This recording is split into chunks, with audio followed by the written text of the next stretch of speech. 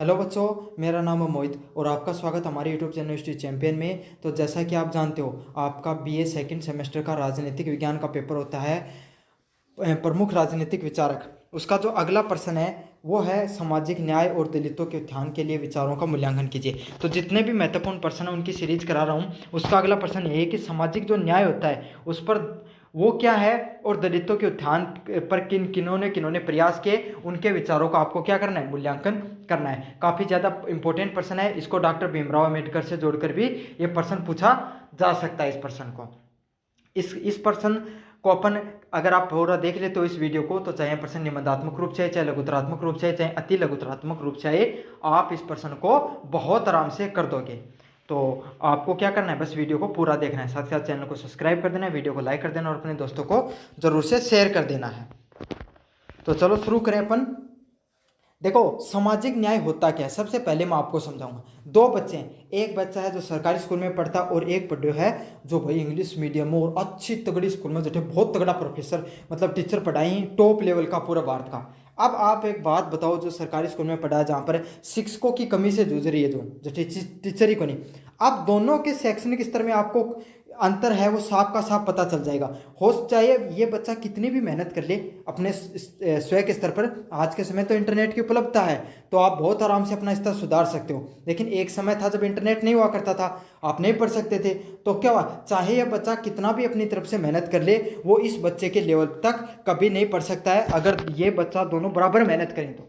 समझ में आ गया, दोनों बराबर पढ़ाई करते हैं तो इसका लेवल है वो हमेशा ज़्यादा रहेगा इस बच्चे से। क्यों? क्योंकि इसके पास जो संसाधन है, दो नंबर बच्चे के पास, उसके पास संसाधन है वो ज़्यादा है, वो बेहतर स्कूल में पढ़ता है, बेहतर जगह पर जाता है, उसकी बोली में, उसकी पढ़ाई में, उसके मानसिक विकास में, उसके रहन सहन में आपको एक अलग फर्क देखने को मिलता है ना। ये तो ऐसा चीज़ है जिसको आप रिलेट कर सकते हो अपनी वास्तविकता की ज़िंदगी से। तो यही है, समाज के अंदर भी कुछ ऐसे लोग होते हैं जिनके पास क्या होता है, जिनके पास कम अधिकार होते हैं। समझ में आ गया, जिनके पास जमीन नहीं होती है, जिनके पास क्या होता है, संसाधन बहुत कम होते हैं, पैसे की बहुलता भी कम होती है। समझ में आ गया। और एक ऐसा आदमी है जिसके पास जमीन भी बहुत ज़्यादा है और पैसा भी है, तो वो क्या करेगा भाई, वो बहुत आराम से चीज़ों को, संसाधनों को अपने कवर में कर सकता है। तो यही फर्क होता है समाज के अंदर दो प्रकार के लोगों में। तो भारत जैसा देश है, वहाँ पर क्या होता है, सामाजिक संरचना वाले में सामाजिक न्याय केवल एक कानूनी व्यवस्था नहीं है।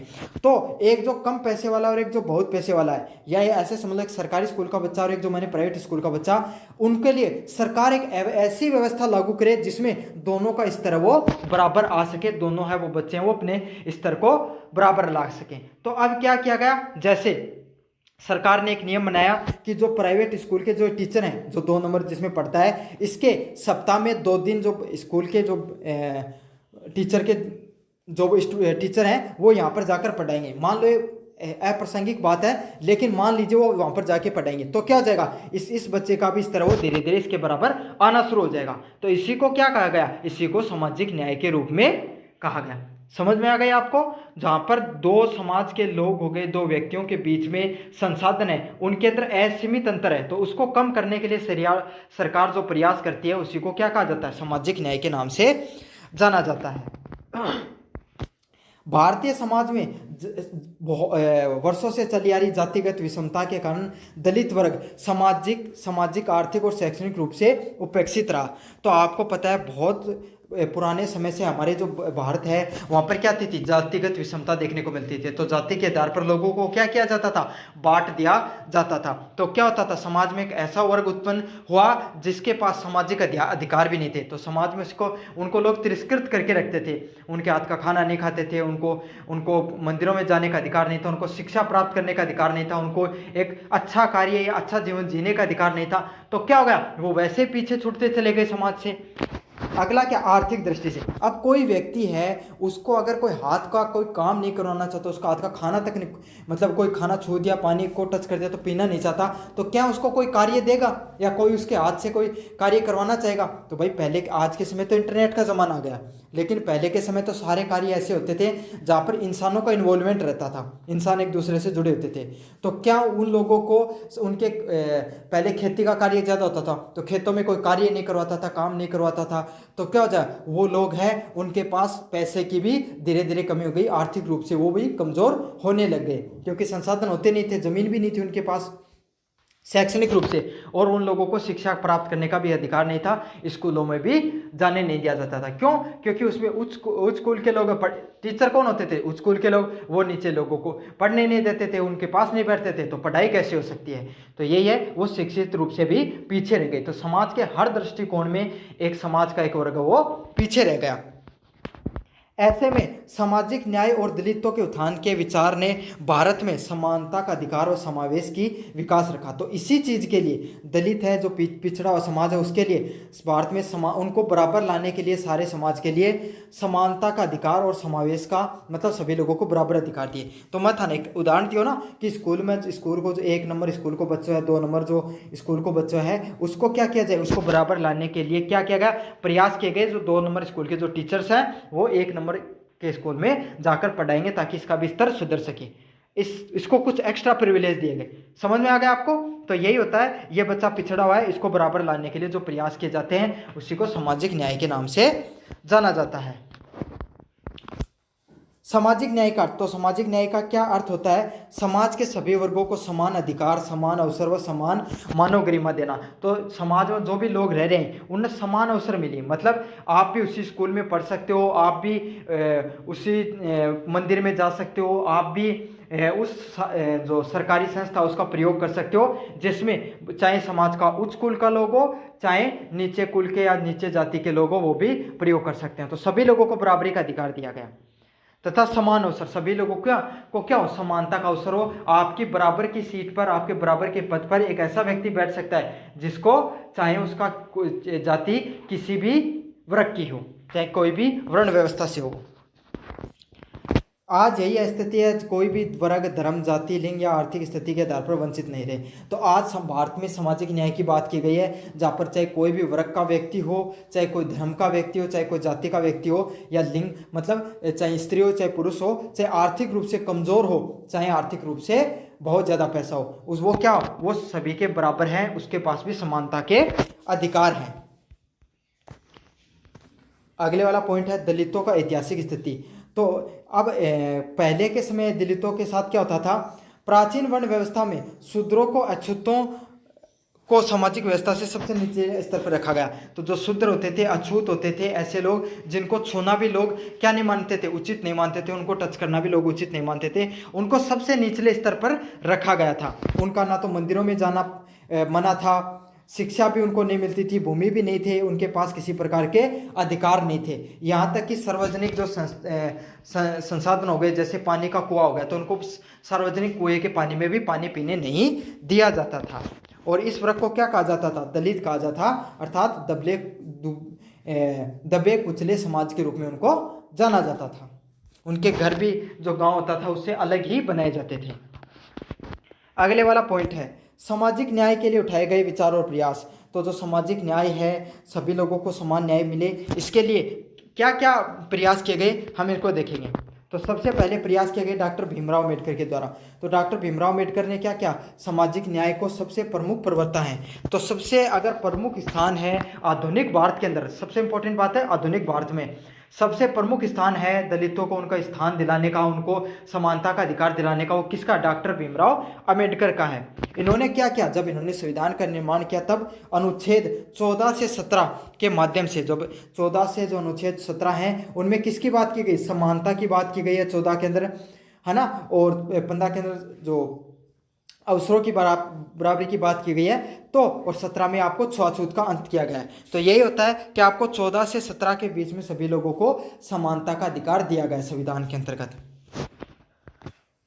अगले वाला पॉइंट है आरक्षण नीति का समर्थन। तो यही होता है कि सभी लोगों को बराबर लाने के लिए वंचित समाज को तो आरक्षण की व्यवस्था की गई, भाई कुछ आरक्षण दिया जाए कुछ लोगों को, ताकि वो क्या हो सके, वो भी बराबरी प्राप्त कर सकें। तो शिक्षा, रोजगार और राजनीतिक प्रतिनिधित्व में दलितों को बराबरी का अधिकार देने के लिए आरक्षण दिया गया।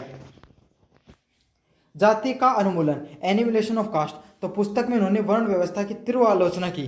तो उन्होंने जो जाति का अनुमूलन है, एनिहिलेशन ऑफ कास्ट का मतलब जातिगत व्यवस्था उसको जड़ से उठाकर फेंक डालो। इसमें इन्होंने क्या किया, जो वर्ण व्यवस्था थी, जातिगत व्यवस्था, उसकी क्या की तीव्र आलोचना की, उसके बारे में वो कट्टर विरोधी थी। ज्योतिबाई फुले की बात करें तो ज्योतिबाई फुले है, उनका भी बहुत महत्वपूर्ण स्थान रहा है भारतीय समाज में दलितों वर्गों के लिए कार्य करने के लिए। तो इन्होंने क्या किया था, जो ज्योतिबाई फुले, इन्होंने सत्यशोधक समाज है उसकी स्थापना की थी। तो ज्योतिबाई फुले के द्वारा जो सत्यशोधक समाज की स्थापना की गई थी ताकि दलितों और महिलाओं को शिक्षा के समान आत्म सम्मान के अवसर मिल सके। तो सत्यशोधक समाज के माध्यम से इन्होंने दलितों को और जो महिलाएं हैं उनको बराबरी का अधिकार मिले, इसके लिए इन्होंने एक अलग समाज है, एक अलग व्यवस्था है उसको बनाया, एक अलग संस्था बनाने का नाम बनाई। वो क्या थी, सत्यशोधक समाज के नाम से जानी जाता है जिसको। बालिकाओं की शिक्षा के पक्षधर, और जो बालिकाएं हैं, बच्चियां हैं, उनकी शिक्षा का भी सबसे ज़्यादा अगर किन्होंने जोर दिया तो वो कौन थी, ज्योतिबाई फुले थी।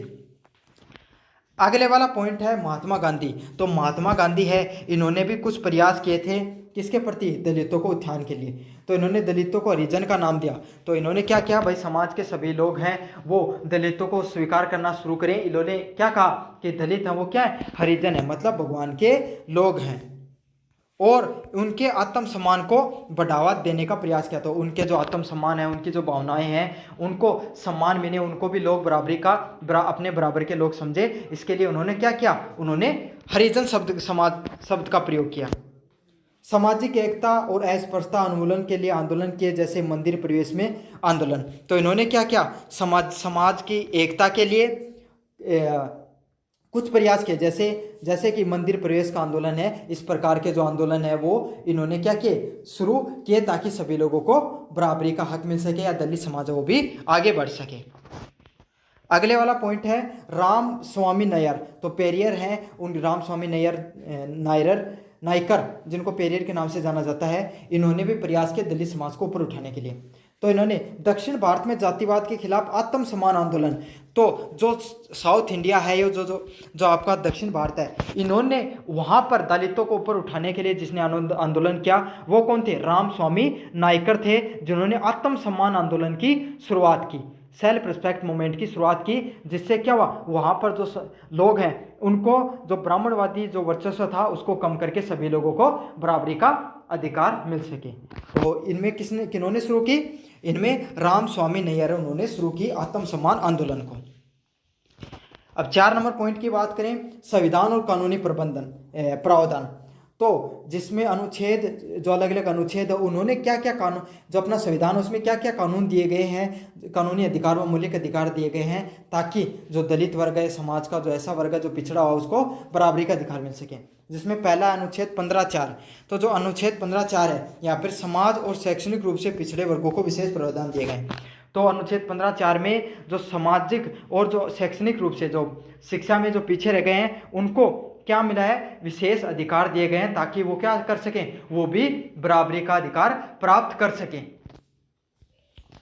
अगले वाला पॉइंट है अनुच्छेद 17। तो छुआछूत की समाप्ति के लिए जो अनुच्छेद 17 उसको अलग से लागू किया गया मौलिक अधिकारों में, जिसमें क्या लिखा गया कि छुआछूत जैसी व्यवस्था उसको कानूनी अधिकार बना दिया गया, मौलिक अधिकार बना दिया गया कि उसकी समाप्ति की जाती है। अगर कोई ऐसा व्यक्ति करता है तो यह कानूनन अपराध होगा। अगला वाला पॉइंट है SC/ST अत्याचार निवारण अधिनियम है 1989 को बनाया गया, जिसमें SC/ST पर अगर कोई अत्याचार करता है, गलत शब्दों का उपयोग करता है, अपशब्दों का उपयोग करता है, तो वो भी उसमें कानूनी रूप से उनको संरक्षण दिया गया है। अगले वाला पॉइंट है पंचायती राज में आरक्षण। तो दलितों की राजनीतिक रूप से बढ़ाने के लिए सिर्फ पंचायती राज ही नहीं, संसदीय हो गया, हर जगह उनको क्या दिया गया है, आरक्षण दिया गया है, ताकि वो राजनीति में भी भाग ले सकें। अगले वाला पॉइंट है दलितों के लिए उत्थान के लिए प्रमुख योजनाएं। तो दलितों के उत्थान के लिए जो अलग अलग प्रकार की योजनाएं हैं, तो उनका भी नाम याद रखना है आपको। कौन सा है, अम्बेडकर छात्रवृत्ति योजना, प्राकृतिक संसाधन एवं स्वामित्व के लिए भूमि वितरण योजना, और प्रधानमंत्री Adarsh Gram Yojana, skill development programme, और अंतरजातीय विवाह प्रोत्साहन योजना। तो ये सब योजनाएं हैं जो आपको सरकार के द्वारा शुरू की गई हैं दलितों के उत्थान के लिए। अगले वाला पॉइंट है चुनौतियां क्या हैं। आज भी कई क्षेत्रों में सामाजिक भेदभाव देखने को मिलता है। तो भाई प्रयास तो बहुत किए हैं सरकार ने, और काफ़ी अलग अलग प्रकार के अलग अलग जो राजनीतिक लोग हैं उन्होंने, लेकिन फिर भी समाज में जो भेदभाव है वो अभी भी बना हुआ है। शिक्षा और नौकरियों में दलितों की भागीदारिता का असंतुलन। तो आज भी जो दलित वर्ग है उनमें जो सरकारी नौकरियां होती हैं और शिक्षा में आज भी वो क्या है, उनका हक है उतना नहीं मिल पाया जितना उन्हें मिलना चाहिए था। आरक्षण को लेकर राजनीतिक व सामाजिक विरोध। तो आरक्षण को लेकर सामाजिक विरोध है वो बहुत ज़्यादा देखने को मिलता है और राजनीतिक विरोध भी देखने को मिलता है। जब अत्याचार होता है तब सब लोग पीछे हट जाते हैं, लेकिन जब बात आती है आरक्षण की तो वही लोग अपनी प्रमुखता से अपनी क्या होते हैं, आवाज़ उठाते हैं। समझ में आ गया आपको? यही होता है। लेकिन अगर कोई भी समाज है उसमें अगर उसको बराबरी का हक देना है या अगर हमें उनको स्वीकार करना है तो सबसे पहले उनको स्वीकार करना सीखो, अत्याचार छोड़ो। अगर अत्याचार छूट जाएंगे सामाजिक व्यवस्था में, अगर ये वर्ण व्यवस्था नहीं रहेगी, ये जातिगत व्यवस्था ही नहीं रहेंगी, तो आरक्षण तो अपने आप ही हट जाएगा। अगले वाला पॉइंट है सामाजिक मानसिकता में परिवर्तन की गति धीमी। तो आज समाज में परिवर्तन देखने को तो मिल रहा है, लेकिन वो धीरे धीरे, वो बहुत ही धीमी गति से हो रहा है। आज अपने को लगभग बहुत ज़्यादा समय हो गया, 80 साल के आसपास होने वाले हैं अपने स्वतंत्रता को, लेकिन आज भी हम पूरी तरीके से जातिगत व्यवस्था को हटाने में असफल रहे हैं। निष्कर्ष की बात करें अपन तो सामाजिक न्याय में केवल एक नीति नहीं है। तो सामाजिक न्याय केवल एक नीति नहीं है बल्कि लोकतंत्र की आत्मा है और हमारी समाज की ज़रूरत भी है। डॉक्टर भीमराव अम्बेडकर, गांधी और फुले और पेरियर जैसे जो विचारक हैं, इन्होंने दलित समाज को सम्मान, शिक्षा का अधिकार और पहचान दिलाने का कार्य तो किया है। तो जो हमारे समाज है उसमें समानता का अधिकार और शिक्षा का अधिकार और पहचान दिलाने के लिए इन्होंने बहुत कोशिश तो की है, लेकिन आज भी वह समाज है, समान अवसर व व्यवहारिक समानता नहीं आई है। लेकिन आज भी हमारे समाज में समानता का अवसर नहीं देखने को मिलता है और व्यवहारिक समानता नहीं आती है। अभी तक भी हमारे समाज में क्या भेदभाव देखने को मिलता है।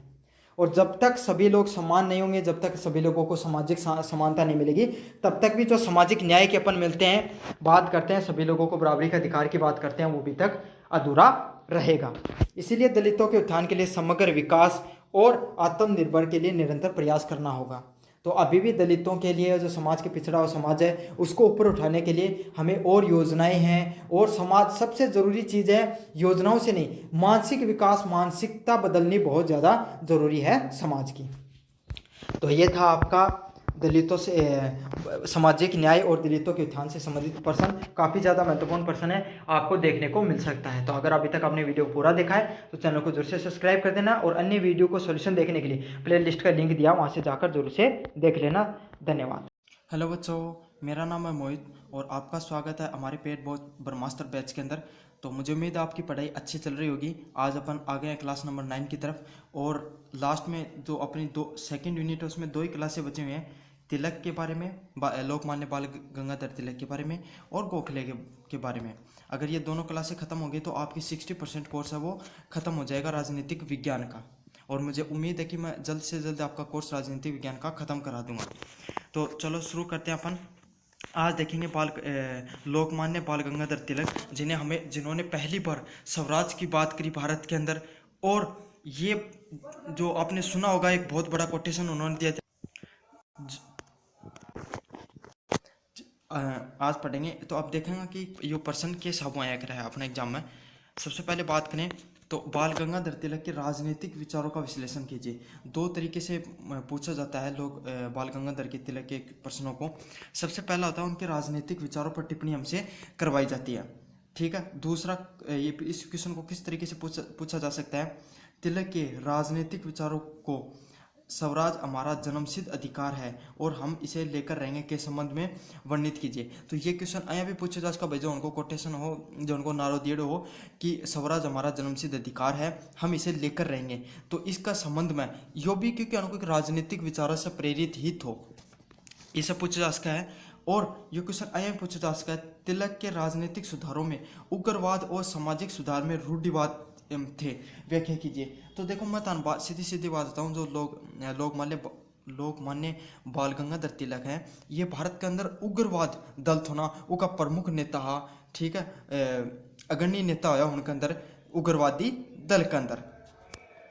चलो तो अब हाँ लोग मैंने बाल गंगाधर तिलक को जो सामान्य परिचय है उसका तरफ आगे बढ़ाना। तो देखो जो लोकमान्य बाल गंगाधर तिलक है उनको जो जन्म है वो कद हुए तो 23 जुलाई 1856 में महाराष्ट्र के कोंकण जिले में रतनगिरी नामक एक ब्राह्मण परिवार में हुए थे।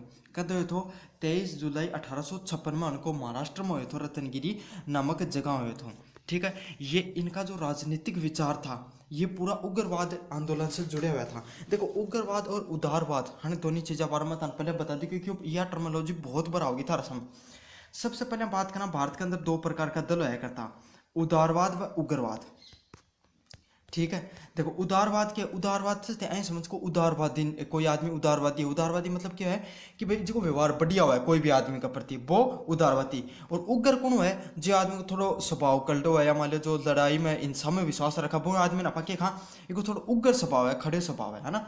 तो वही बात थी जो व्यक्ति जो दला का व्यक्ति जो भारतीय नेता आया करता ना कांग्रेस के अंदर अब वाली कांग्रेस ने जी टाइम पर राजनीतिक पार्टी कौन थी, जी टाइम पर या स्वतंत्रता आंदोलन की जो पार्टी थी भारतीय राष्ट्रीय कांग्रेस पार्टी, उस टाइम पे वो जो नेता है करता हम दो टाइप का विचार रखा करता। पहला वह लोग जो कांग्रेस हुकूमत है उसे समर्थन कराया करता कि भाई जो ब्रिटिश हुकूमत है उसको समर्थन कराया करता कि ब्रिटेन सरकार अब अपना देश के अंदर एक मतलब एक देवताओं को अवतार लेके आई है। उसका वजह से अपने शिक्षा व्यवस्था सुधार हो है, उसका वजह से अपना जो रेलवे वगैरह या टेक्नोलॉजी हनमें सुधार हुआ है, भारत की जो सामाजिक रूढ़ियाँ हैं उनमें सुधार हुआ है। मतलब उस टाइम पर क्या हुआ कि अंग्रेजों से पहले भारत के अंदर बहुत ज़्यादा रूढ़ियाँ व धार्मिक प्रथाएं फैल रही थी। तो अंग्रेजों ने उन्हें धीरे धीरे थोड़ा कम करने को प्रयास करो। तो जो लोग अंग्रेजी शासन का समर्थन कराया करता वह था उदारवादी नेता। ठीक है, और दूसरा टाइप का लोग उग्रवादी कौन होया करता, उग्रवादी वह लोग होया करता जो अंग्रेजी हुकूमत से 1% भी खुश नहीं था, उनकी हर नीति का वह विरोध कराया करता। उनको यही मानना था कि भारत में जितने भी समाज में जितनी भी बुराइयां व्याप्त होगी, जितनों भी समस्या उत्पन्न हो रही है, चाहे राजनीतिक हो चाहे सामाजिक हो चाहे धार्मिक हो, बस सारी की का कारण हो रही अंग्रेजी हुकूमत का कारण हो रही। मतलब बस सारी समस्याओं का जड़ है ना बाकी न मान्या करता, अंग्रेजी हुकूमत ना मान्या करता। तो वह लोग कौन सा कहलाता, उग्रवादी लोग कहलाता। जो उदारवादी लोग आया करता ना वह अंग्रेजी हुकूमत से क्या है कि मतलब बात मनाने के लिए पत्र लिखना, आंदोलन करना, ये सब चीज़ कराया करता। मतलब पत्र लिखना आपस में व्यवहारिक दृष्टि से मतलब काम कटवाया करता। जबकि उग्रवादी लोग है ना ये अन्य सीधी कोई बाता बुता करने से वार्तालाप करने कोई मतलब को नहीं, डायरेक्ट कराया करता आंदोलन, लड़ाई वगैरह या उग्र आंदोलन कराया करता। ये था उग्रवादी विचार वाला विचारक। तो ये जो लोकमान्य बाल गंगाधर तिलक है ये भी क्या कि उग्रवादी आंदोलन का प्रमुख नेता था। ये भी उग्रवाद में विश्वास कराया करता। मतलब हमको सीधी सीधी बात है कि कहनी थी भारत का समाज के अंदर जितनी भी बुराइयां व्याप्त हैं उनको देन की क्या है, बात देन है अंग्रेजा की। ठीक है, जो आगे में लिख भी रखी है, अंग्रेजों से सिद्ध के खिलाफ लड़ाई लड़ने में विश्वास रखते थे और इन्होंने यही नारा दिया था, स्वराज मेरा जन्मसिद्ध अधिकार है, मैं इसे प्राप्त कर कर रहूंगा। तो स्वराज का बारे में खैर ये जब स्वराज पर बात करी उससे पहले भी स्वराज को पहले भारतीय राष्ट्रीय कांग्रेस में बात हो चुकी थी अलग अलग अधिवेशन में, लेकिन इन्होंने जो प्रमुख रूप से स्वराज के ऊपर बात करी सबसे ज्यादा ये जोर की चीज पर दियो कि स्वराज पर दियो। और लोगों को क्या मानो पहले अपने समाज के अंदर सामाजिक और राजनीतिक व्यवस्था में सुधार करना चाहिए। मतलब मैं समझाऊं जहाँ अपने जितनी भी जो रूढ़ियाँ फैल गई उनके ऊपर भारत की राजनीति के अंदर सुधार होना चाहिए। बाद में अपनान के कि अपने देश में स्वराज या स्वतंत्रता की प्राप्ति करनी चाहिए। लेकिन लोकमान्य बाल गंगाधर तिलक यह बात कही कि अपना कोई जरूरत को नहीं, सामाजिक और राजनीतिक सुधार होते रहो आपके टाइम के साबू। पहले थे स्वराज लो, पहले थे अपने देश में शासन लो। ये अनको तो इतना कहना कि स्वशासन से काम कौन चालो सीधो स्वराज लो। मतलब स्वशासन को अर्थ क्या है, कोई भी देश में अपना खुद को शासन करना। जब भारतीय लोगों को है ना, भारतीय लोगों को जब ब्रिटिश हुकूमत थी ना तब उनका अधिकारी भी सारा क्या होया करता, ब्रिटिश होया करता। जो छोटली पोस्ट होया करती ना, जो निचली पोस्ट होया करती कर्मचारी वर्ग, उनमें ही कोई भारतीय लोग रखा करता। बाकी ऊपर की जितनी भी आधिकारिक पोस्ट होया करती उनमें सब सारा कौन होया करता, अंग्रेज होया करता। तो भारतीय लोगों की क्या धारणा थी स्वशासन की, मतलब आधिकारिक पोस्टा पे और राजनीतिक पोस्टा पे भी माने अधिकार मिले। ठीक है, और स्वराज के वह स्वराज पूर्ण रूप से स्वतंत्रता प्राप्ति करनी स्वराज कला। तो बाल गंगाधर तिलक तो स्वशासन पर भी विश्वास कौन करो, वो सिर्फ की पर विश्वास करो, स्वराज पर। यो है हनको सामान्य परिचय, लोकमान्य बाल गंगाधर तिलक को सामान्य परिचय भी मैं थाना हमेशा 7 से 8 मिनट को दूं, ताकि ऊपर ऊपर की थान सारी चीज़ें बारे में बेरो बाढ़ जाए। तिलक के सामाजिक व राजनीतिक विचार देखो, तिलक ये मान्य करता है कि अपने समाज के अंदर, तिलक मान्य करता है कि अपने समाज के अंदर बहुत सी राजनीतिक व सामाजिक जो सामाजिक कुरीतियां तो फैल रही हैं और असमानता भी है, मानता ये बात, लेकिन और वर्तमान जो प्रशासन हो रही था अंग्रेजी हुकूमत, उससे भी संतुष्ट कौन था ना, तो वह अंग्रेजी हुकूमत से संतुष्ट था, प्रशासन से संतुष्ट था ना, उनका टाइम पर राजनीतिक जो व्यवस्था थी उनसे संतुष्ट था, ना ही सामाजिक व्यवस्था से संतुष्ट था। लेकिन हुन मानो तो भारत में सबसे पहले अपना स्वराज प्राप्ति करनी है, अगर अपना हर सारी चीज़ें से मुक्ति पानी है या हर सब चीज़ें से ऊपर उठना है, ये सब चीज़ें तो धीरे धीरे अपने आप सुधर जाएंगी अगर अपना स्वराज की प्राप्ति हो जाएगी तो। तो अब उन्होंने क्या किया था, उनको अगला पॉइंट किया तो राष्ट्रीय जागरण के समर्थक। राष्ट्रीय जागरण को अर्थ क्या है, राष्ट्रीय जागरण को अर्थ है भारतीय लोगों में राष्ट्रीय भावना को प्रेरणा देनो, उनमें नवचेतना जागरण करनी। क्यों गो कि भारतीय लोगों में ना जब ये पैदा आया तब भारतीय लोगों का अंदर क्या की उदासीनता आ गई थी अंग्रेजी हुकूमत का प्रति। उदासीनता मतलब क्यों गो, वह मतलब स्वीकार कर चुका था अंग्रेजी हुकूमत ने, समझ रहे हो। उनको यही मानना तो कि भाई चलो ठीक है अंग्रेजी हुकूमत बेकार है कहीं की भी है, लेकिन ये इतना शक्तिशाली है कि हन के खिलाफ अपा लड़ाई लड़ी कौन सका, हन के खिलाफ अपा कदे जीत ही कौन सका। साथ के साथ क्या है, जो अंग्रेजी हुकूमत है ना वह फूट डालो और राज करो वाली नीति अपनाई। भारतीय सारा राजन तो धीरे धीरे करके आपका अंडर में ले लिया। कोई मान लियो कोई ने तो प्रलोभन मना लियो और कोई नहीं माने लाठी का जोरू मना लियो, सारा का सारा राजन अपने कंट्रोल में ले लिया। तो भाई प्रजा तो क्या करे, प्रजा तो भाई शक्तिहीन होया करती, राजा ही कुछ न कर पाया तो उस टाइम पर धीरे धीरे के सारा राजा तो अंग्रेजी हुकूमत का अंडर नीचे काम करने लगा था, और जो प्रजा है जो लोग ही वह अंग्रेजी हुकूमत का अपना हथियार डाल चुका था। उस टाइम पे भारत के अंदर लोकमान्य बाल गंगाधर तिलक ने एक नव चेतना जागरण करने के लिए भारतीय धार्मिकता को प्रयोग करके गणपति महोत्सव और शिवाजी जयंती ये इकट्ठे मनाए जाएंगे था। सबसे पहले वो कंपटीशन एग्जाम में पूछोगे सवाल है, गणपति महोत्सव और शिवाजी जयंती इकट्ठे बनाए जाए, महाराष्ट्र में बनाए जाएंगे, ठीक है। महाराष्ट्र में गणपति महोत्सव और शिवाजी महोत्सव को जया का मतलब जो सम्मेलनी उनकी स्थापना करी गई। अब तो सोचो भाई हन सम्मेलन को राष्ट्रीय आंदोलन से क्या लेनो देनो है। देखो जब भी कोई आया को सम्मेलन हो ना, धार्मिक सम्मेलन, उनमें लगभग सारा धर्म का लोग तो साथ रहे। पहली चीज तो यह है। दूसरी बात क्या है कि सारा लोग एक जगह इकट्ठा हुए हैं, अलग अलग विचारधारा का लोग।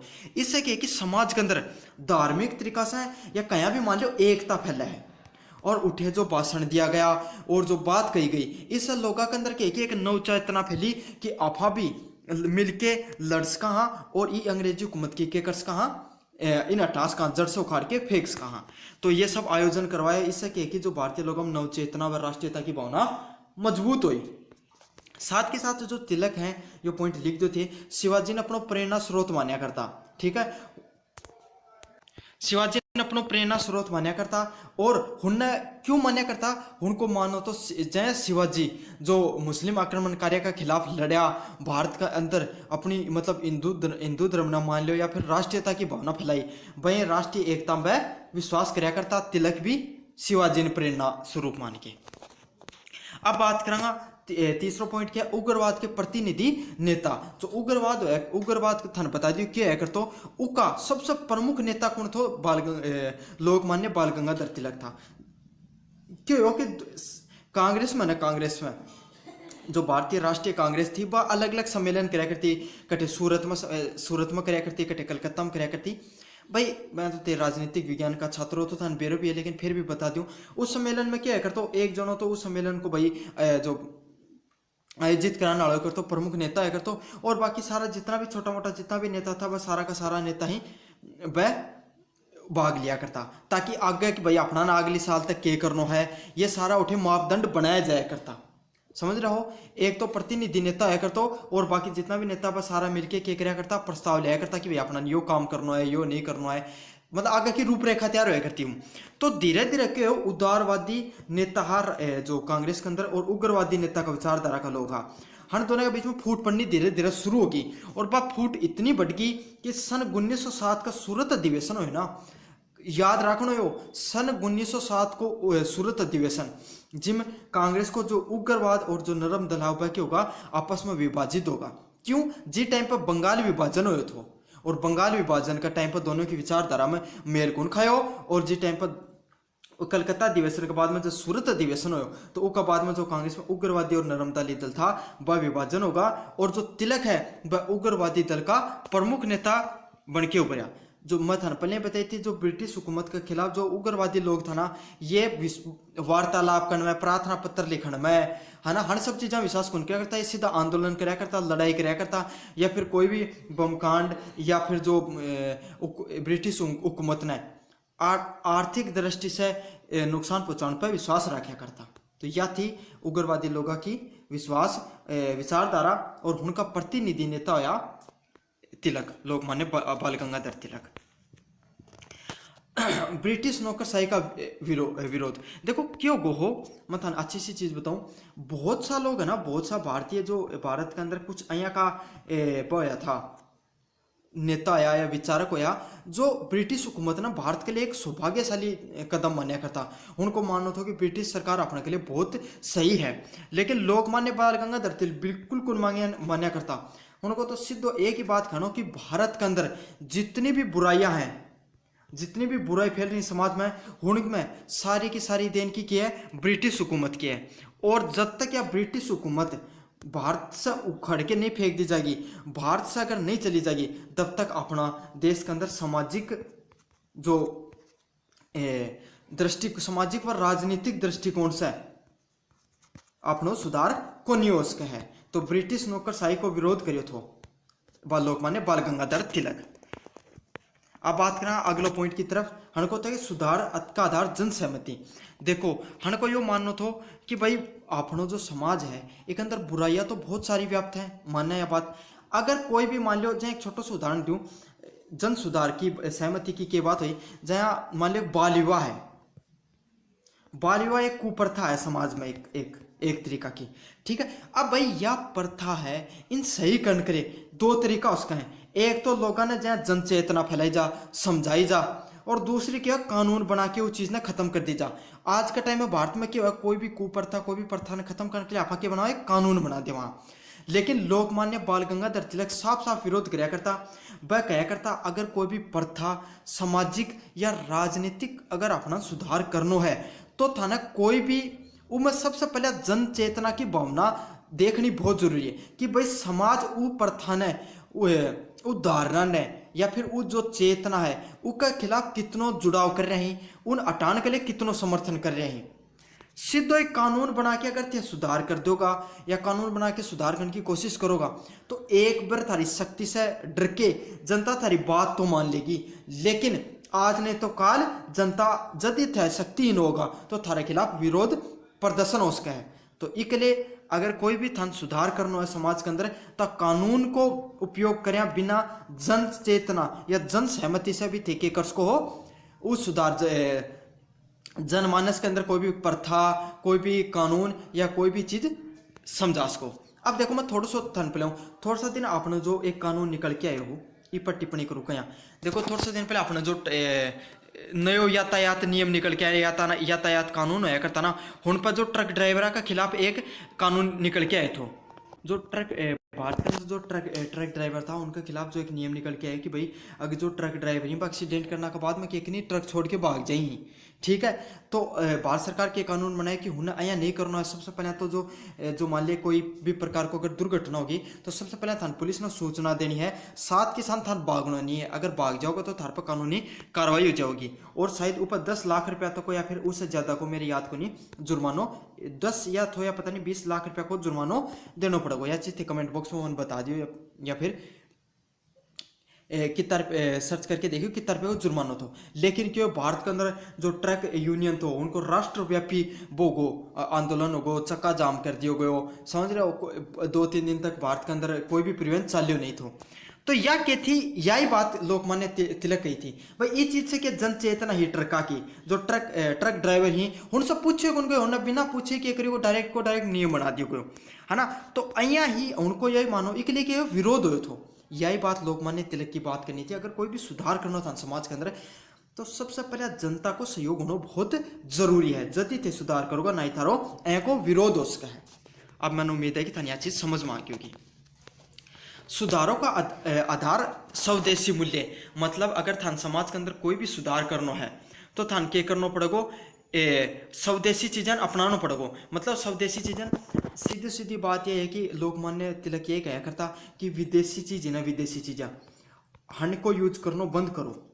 ठीक है स्वदेशी चीजें है ना अपनाना शुरू करो। जय जय थे स्वदेशी चीज अपनाओगा चाहे तो प्रशासनिक दृष्टि से हो चाहे आर्थिक दृष्टि से हो दोनों दृष्टि से अगर थे ना अंग्रेजी को मटना हटाना चाहो तो स्वदेशी चीजें अपनानी शुरू करो। भारतीय संस्कृति की तरफ फिर से लौटो ना कि पाश्चात्य संस्कृति ने माननी शुरू करो। ये क्या करे तो इस चीज के लिए स्वदेशी प्रचार के लिए ना विदेशी चीजों को बहिष्कार करे तो और विदेशी वस्त्र की ओली चलाई थी। गणपति उत्सव जय का कार्यक्रम शुरू भी किया था। ठीक है स्वदेशी आंदोलन शुरू करने का पीछे तिलक को के तो समाज के अंदर आत्मविश्वास व आत्म सम्मान को बढ़ावा देना प्रमुख उद्देश्य था।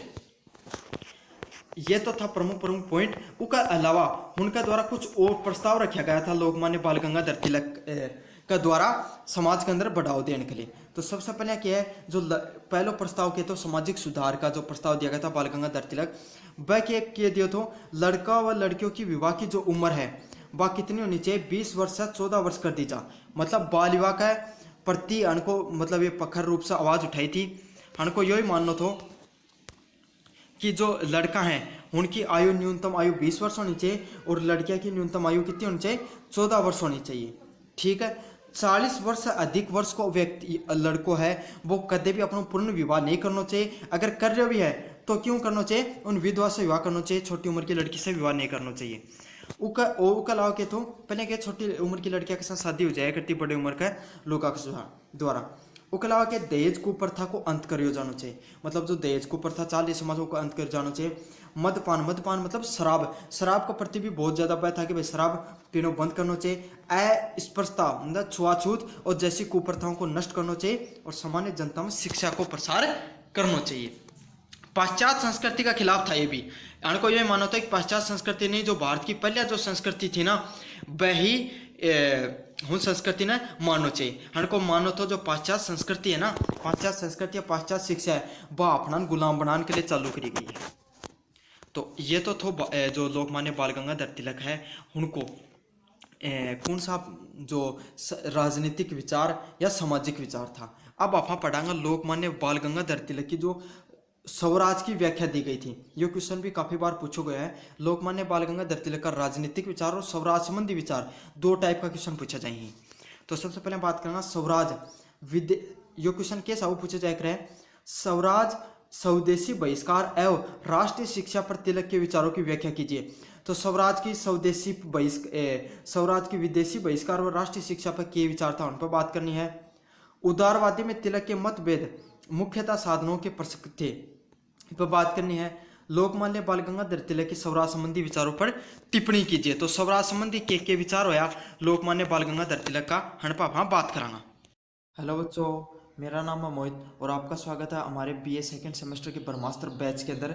तो मुझे उम्मीद है आपकी जो पढ़ाई है वो अच्छी चल रही होगी और अब तो जो एग्जाम फॉर्म है वो भी शुरू हो गए हैं। तो आप अपनी पढ़ाई वो अच्छे से शुरू कर दो और साथ साथ नोट्स भी लिखने बनाने शुरू कर दो। अगर नोट्स भी नहीं बना रहे हो तो पीडीएफ को रेगुलरली पढ़ते रहा करो। तो आज अपन बात करेंगे क्लास नंबर 10 के अंदर गोपाल कृष्ण गोखले के ऊपर। और साथ इससे पहले अपन ने जो क्लास देखी थी क्लास नंबर 9 वो थी बाल गंगाधर तिलक के ऊपर।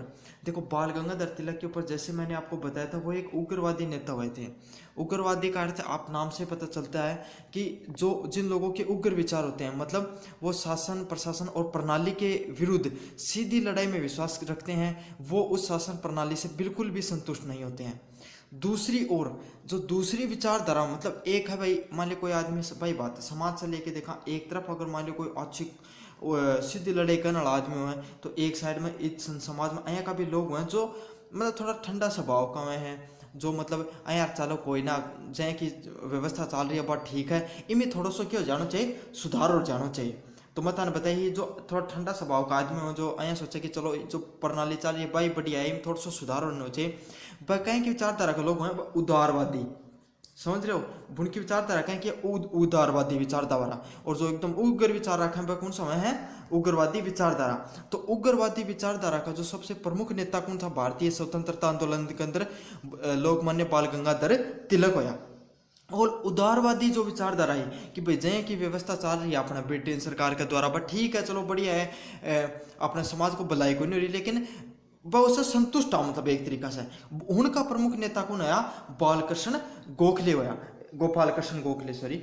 और ये उनका विचार है, देखो उग्रवादी विचारधारा आप जब पढ़ा हाँ बाल गंगाधर तिलक की, तो आप हर व्यक्ति बात से संतुष्ट हो जावा है कि भाई जो स्वतंत्रता आंदोलन है उसकी क्यों जरूरत थी, क्यों उनकी। आज आप देखा जो व्यक्ति अंग्रेजी प्रशासन से संतुष्ट हो तो को पीछे की कारण था, गोपाल कृष्ण गोखले हैं, ये ब्रिटेन सरकार की जो नीतियां का समर्थन तो कराया करता, लेकिन समय समय पे उनको रचनात्मक या एक संतुलित आलोचना भी कराया करता। तो ये सब चीजें आप देखेंगे आज थान एक अलग विचारधारा पढ़ने मिलेगी। हर प्रकार की विचारधारा थान क्यों पढ़ाई जा रही है हने एग्जाम के अंदर, थारी ताकि थारी एक संतुलित विचारधारा को एक निर्माण हो सके, कि एक समाज के अंदर आगे जाके एक थे प्रशासनिक अधिकारी बनो तो थाने हर प्रकार की विचारधारा को निर्माण हो सके। चलो अब आप पढ़ांगा। सबसे पहले गोपाल कृष्ण गोखले के राजनीतिक तथा आर्थिक विचारों की व्याख्या करते हुए उनका मूल्यांकन कीजिए। तो गोपाल कृष्ण गोखले के जो राजनीतिक एवं आर्थिक विचार था ना, उनकी व्याख्या करते हुए उनकी क्या करनी है, मूल्यांकन करनी है। तो सीधी बात है, राजनीतिक और आर्थिक विचार बताना है जो गोपाल कृष्ण गोखले ने दिए हैं। साथ के साथ गोपाल कृष्ण गोखले के राजनीतिक विचारों को मूल्यांकन कीजिए। ये प्रश्न आया पूछो जा सके, सिंगल राजनीतिक विचार पर पूछो जा सके। उदारवादी के रूप में गोखले का मूल्यांकन कीजिए तथा भारतीय राजनीति में उनकी क्या देन थी, इस पर टिप्पणी कीजिए। तो यह चीज बतानी है। राजनीति तथा आर्थिक विकेंद्रीकरण के संबंध में गोपाल कृष्ण गोखले के विचारों का मूल्यांकन कीजिए। सीधी सीधी बात ये आर्थिक टिप्पणी करनी है जो गोपाल कृष्ण गोखले करी है, ठीक है। राजनीति के आध्यात्मिकरण के विषय में गोखले के विचारों का मूल्यांकन कीजिए। तो यह भी बाई बात है, जो गोखले के द्वारा जो राजनीतिक विचार दिया था उन पर ही टिप्पणी की गई है। ये सब वही प्रश्न है जो अलग अलग यूनिवर्सिटी में पूछा गए हैं, एक ही प्रश्न घुमा के अलग अलग तरीके में पूछे जा सके। तो कई भाया की समस्या यह भी रहे कि उन्हें सबकी में आवा है, लेकिन उन्हें अया कौन बेरो रहेगी लिखने की वह। तो मैं पहले थारा हर टाइप का प्रश्न लगा दिया कि भाई इस हिसाब से प्रश्न आओगे और थे कर दियो। अब आप शुरू करेंगे गोपाल कृष्ण गोखले के ऊपर। सबसे पहले आप देखा जीवन परिचय। देखो गोपाल कृष्ण गोखले है वो उदारवादी नेता तो रिया तो थाने भी बेरो है। हनको जन्म है 8 मई 1866 के अंदर बॉम्बे के कोल्हापुर के अंदर हुए तो, ठीक है। आगे जाके इन्होंने शिक्षा और दीक्षा करी और भारतीय स्वतंत्रता आंदोलन के अंदर प्रारूप रूप से भाग लेने के लिए ये जुड़ गया था। हमने एक मतलब ज़्यादा जीवन परिचय कौन करा उन्हें वीडियो बहुत बड़ा हो जाए और जीवन परिचय ज़्यादा आवे भी हुई नहीं है अपने एग्जाम के अंदर, एक छोटो वीडियो बनाने के लिए आज मैं जीवन परिचय बड़ा कौन कर रहा हूँ। गोपाल कृष्ण जो गोपाल कृष्ण गोखले है हमने ये एक उदारवादी नेता के रूप में जाना जाए। मैं पहले भी यह चीज़ बता दी कि भाई ऊपर उदारवादी नेता वो है करता जो ब्रिटेन की जो ब्रिटिश सरकार के द्वारा जो विचारधारा थी उन सब क्या कि संतुष्ट था, उनकी जो सुविधाएं दी जा रही थी, उनके द्वारा प्रशासनिक व्यवस्था थी, न्यायिक व्यवस्था, उनसे क्या ही उनकी नीतियां सब संतुष्ट था ना। तो मतलब बया मान्या करता कि ना भाई अपने के लिए अंग्रेज बहुत बढ़िया है कुल मिला के, क्यों ही ये आगे देखांगा था, ठीक है। खास बात यह है गोखले महात्मा गांधी ने अपना गुरु मान्या करता, ठीक है, कि भाई महात्मा गांधी का विचार से बहुत ज़्यादा प्रभावित था और उनसे क्या है अपना गुरु मान्या करता। और महात्मा गांधी भगिनी समाज पत्रिका अंदर लिखे तो जया श्री कृष्ण ने अर्जुन ने श्री कृष्ण उपदेश दियो है वही भारत माता व गोखले ने के ही उपदेश दिए ही और उन उपदेश उन आचरणा पर क्या है कि गोपाल कृष्ण गोखले है पूरी तरीके से एकदम संतुष्टि रूप से उतर रहे हैं। मतलब जो सीधी बात यही है, यह बात तो लिखने को तरीका है, बात कहने को यह है, गांधी जी यह बात लिखी कि भाई जो गोपाल कृष्ण गोखले है भारतीय संस्कृति से जो चीज सीखी ही वन चीजा को अनुकरण मतलब उन्हें फॉलो करे हैं, ठीक है। और समाज में एक नई चेतना को क्या कर रहे हो, प्रारूप कर रहे हो, आगे बढ़ाने में सहयोग कर रहे हैं। जो भारत और जो संस्कृति है और भारत माता को रूप देती हो गया गांधी जी के द्वारा। अब देखो उदारवादी विचारधारा के सबसे पहले हम राजनीतिक विचार देखेंगे तो हम सबसे पहला पॉइंट क्या है, उदारवादी विचारधारा के समर्थक। मतलब हमको के विचारधारा थी, देखो उदारवादी विचारधारा बता दी मत हने जो अंग्रेजी सरकार है उनका समर्थनकारी व्यक्ति है कि नहीं ना, वह क्या है कि नहीं, अंग्रेजी सरकार ने क्या देखी, न्यायप्रिय निष्पक्ष और सद्भावना देखी। मतलब अंग्रेजी सरकार है, जो ब्रिटिश सरकार है या अंग्रेजी व्यवस्था है, वह भारत के अंदर न्यायप्रियता ले रही है। मतलब उनके द्वारा जो न्याय व्यवस्था है वह बहुत बढ़िया है। दूसरी बात निष्पक्ष है, वह ऊपर की निष्पक्ष अर्थ है वह धर्म का आधार पे, जाति का आधार पे, कुल का आधार पे और आर्थिक दृष्टि से हर प्रकार की निष्पक्षता करी जा रही है। लेकिन गोखले का ये विचार तो हा अगर हाल फिलहाल का फा और दूसरा पढ़ना उदारवादी नेता के अलावा कोई भी व्यक्ति कह सके कि अंग्रेजी सरकार इतनी ज्यादा निष्पक्ष थी, वह अपना ही फायदा के लिए कर रही थी। दूसरों क्या है, सद्भावना के रूप में आस्था थी। सद्भावना मतलब क्या, रिस्पेक्ट कराया करता है। गोखले है पर अंग्रेजी सरकार की क्या कराया करता, सद्भावना थी, मतलब भाईचारा की भावना का रूप में देखा करता।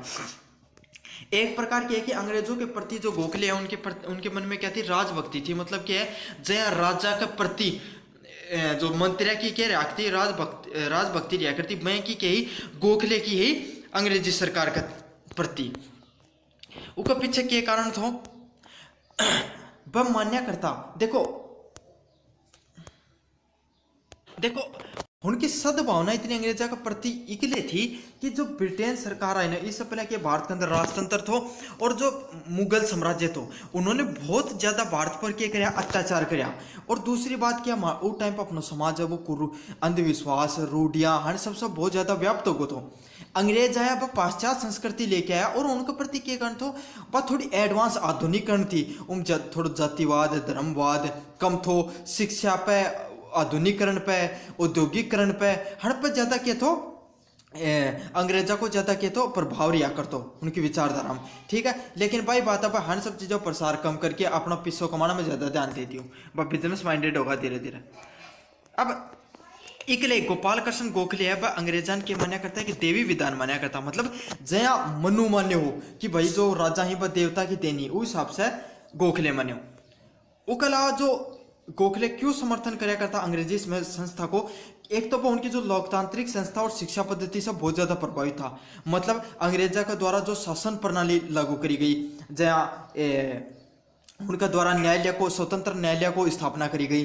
साथ के साथ जो जितनी भी लोकतांत्रिक संस्था थी, मतलब जो मजिस्ट्रेट को निर्माण करे गए उनका द्वारा पुलिस संस्था को निर्माण करे गए, पुलिस स्टेशन को निर्माण करेगा। मतलब जितनी भी लोकतांत्रिक संस्थाओं को जो निर्माण करे गए हो, सुप्रीम कोर्ट, जितनी भी आज भारत में थे संस्था देखो, उनमें से लगभग संस्था को निर्माण के द्वारा करे गए है अंग्रेजा के द्वारा करे गए। तो जितनी भी लोकतांत्रिक संस्थाओं को निर्माण करे गए उस सब बहुत ज्यादा प्रभावित था।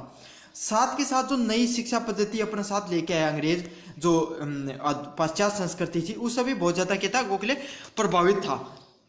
और उनके अलावा गोखले को या फिर जितना भी उदारवादी नेता था, उनको यही मानना था कि वह अंग्रेज ही हाल फिलहाल में भारत के अंदर इतना कोई कुशल नेतृत्व वाला कोई व्यक्ति है को नहीं, तो अंग्रेज ही एकमात्र अपने पास विकल्प है जो भारत जैसे विविधता भरे हुए देश पर क्या कर सके, शासन कर सके हैं। दूसरी बात यही है कि वह गोखले होगा कांग्रेस में जितना भी उदारवादी नेता था, बस सारा का सारा को क्या मानो तो आया मानो कि जो ब्रिटेन सरकार है, ठीक है, बस चलो थोड़ा बहुत अत्याचार तो भारतीय लोगों पर कर रही है, लेकिन उसका की पर टाइम के साथ अपने अंदर क्या कर लेंगे, सुधार कर लेंगे। वह क्या कि अंग्रेजा के प्रति थोड़ा आसावान रिया करता। जो दूसरा पॉइंट है वो कौन सा पॉइंट है, यो है राष्ट्रीय एकता व हिंदू व मुस्लिम एकता का समर्थक।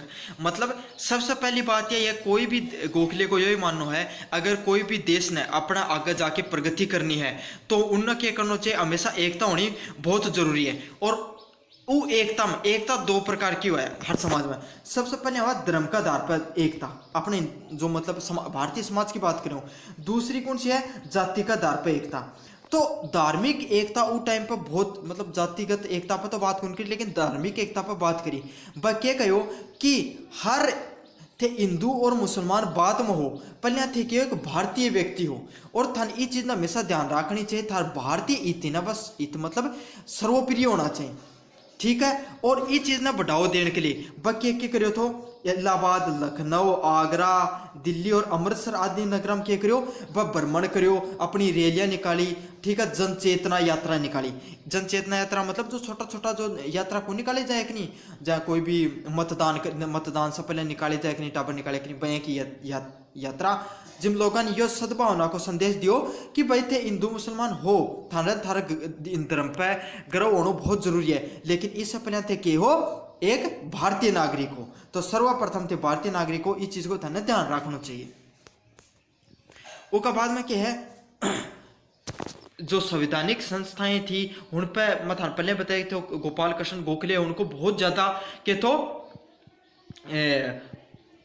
विश्वास कराया करा, आस्था रखा करता, लेकिन आस्था तो वह रखा करता, लेकिन अंग्रेजों को समय समय पे उन्होंने आलोचनात्मक क्या करियो है, विरोध भी करियो है। जब बंगाल विभाजन हुए तो वह खुल के ही बात पर वह ना मतलब विरोध करियो था कि जो अंग्रेज ही वह अपना राजनीतिक फायदा लेने के लिए बंगाल को विभाजन करियो है। और उस टाइम पर इन्होंने जो स्वदेशी आंदोलन शुरू करियो तो जो कांग्रेस या उठेकर लोगों के द्वारा उनको वह क्या खुल के समर्थन करे। तो साथ के साथ जो लॉर्ड कर्जन है उनके द्वारा जितनी भी विभिन्न प्रशासनिक कार्य पर किया गया था उन पर जितनी भी बकेकरी आलोचनात्मक टिप्पणी करी थी।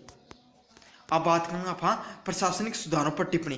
देखो जब कांग्रेस को बनारस अधिवेशन हुआ ना तो उसकी अध्यक्षता की के द्वारा करी गई थी, गोपाल कृष्ण गोखले के द्वारा करी गई थी।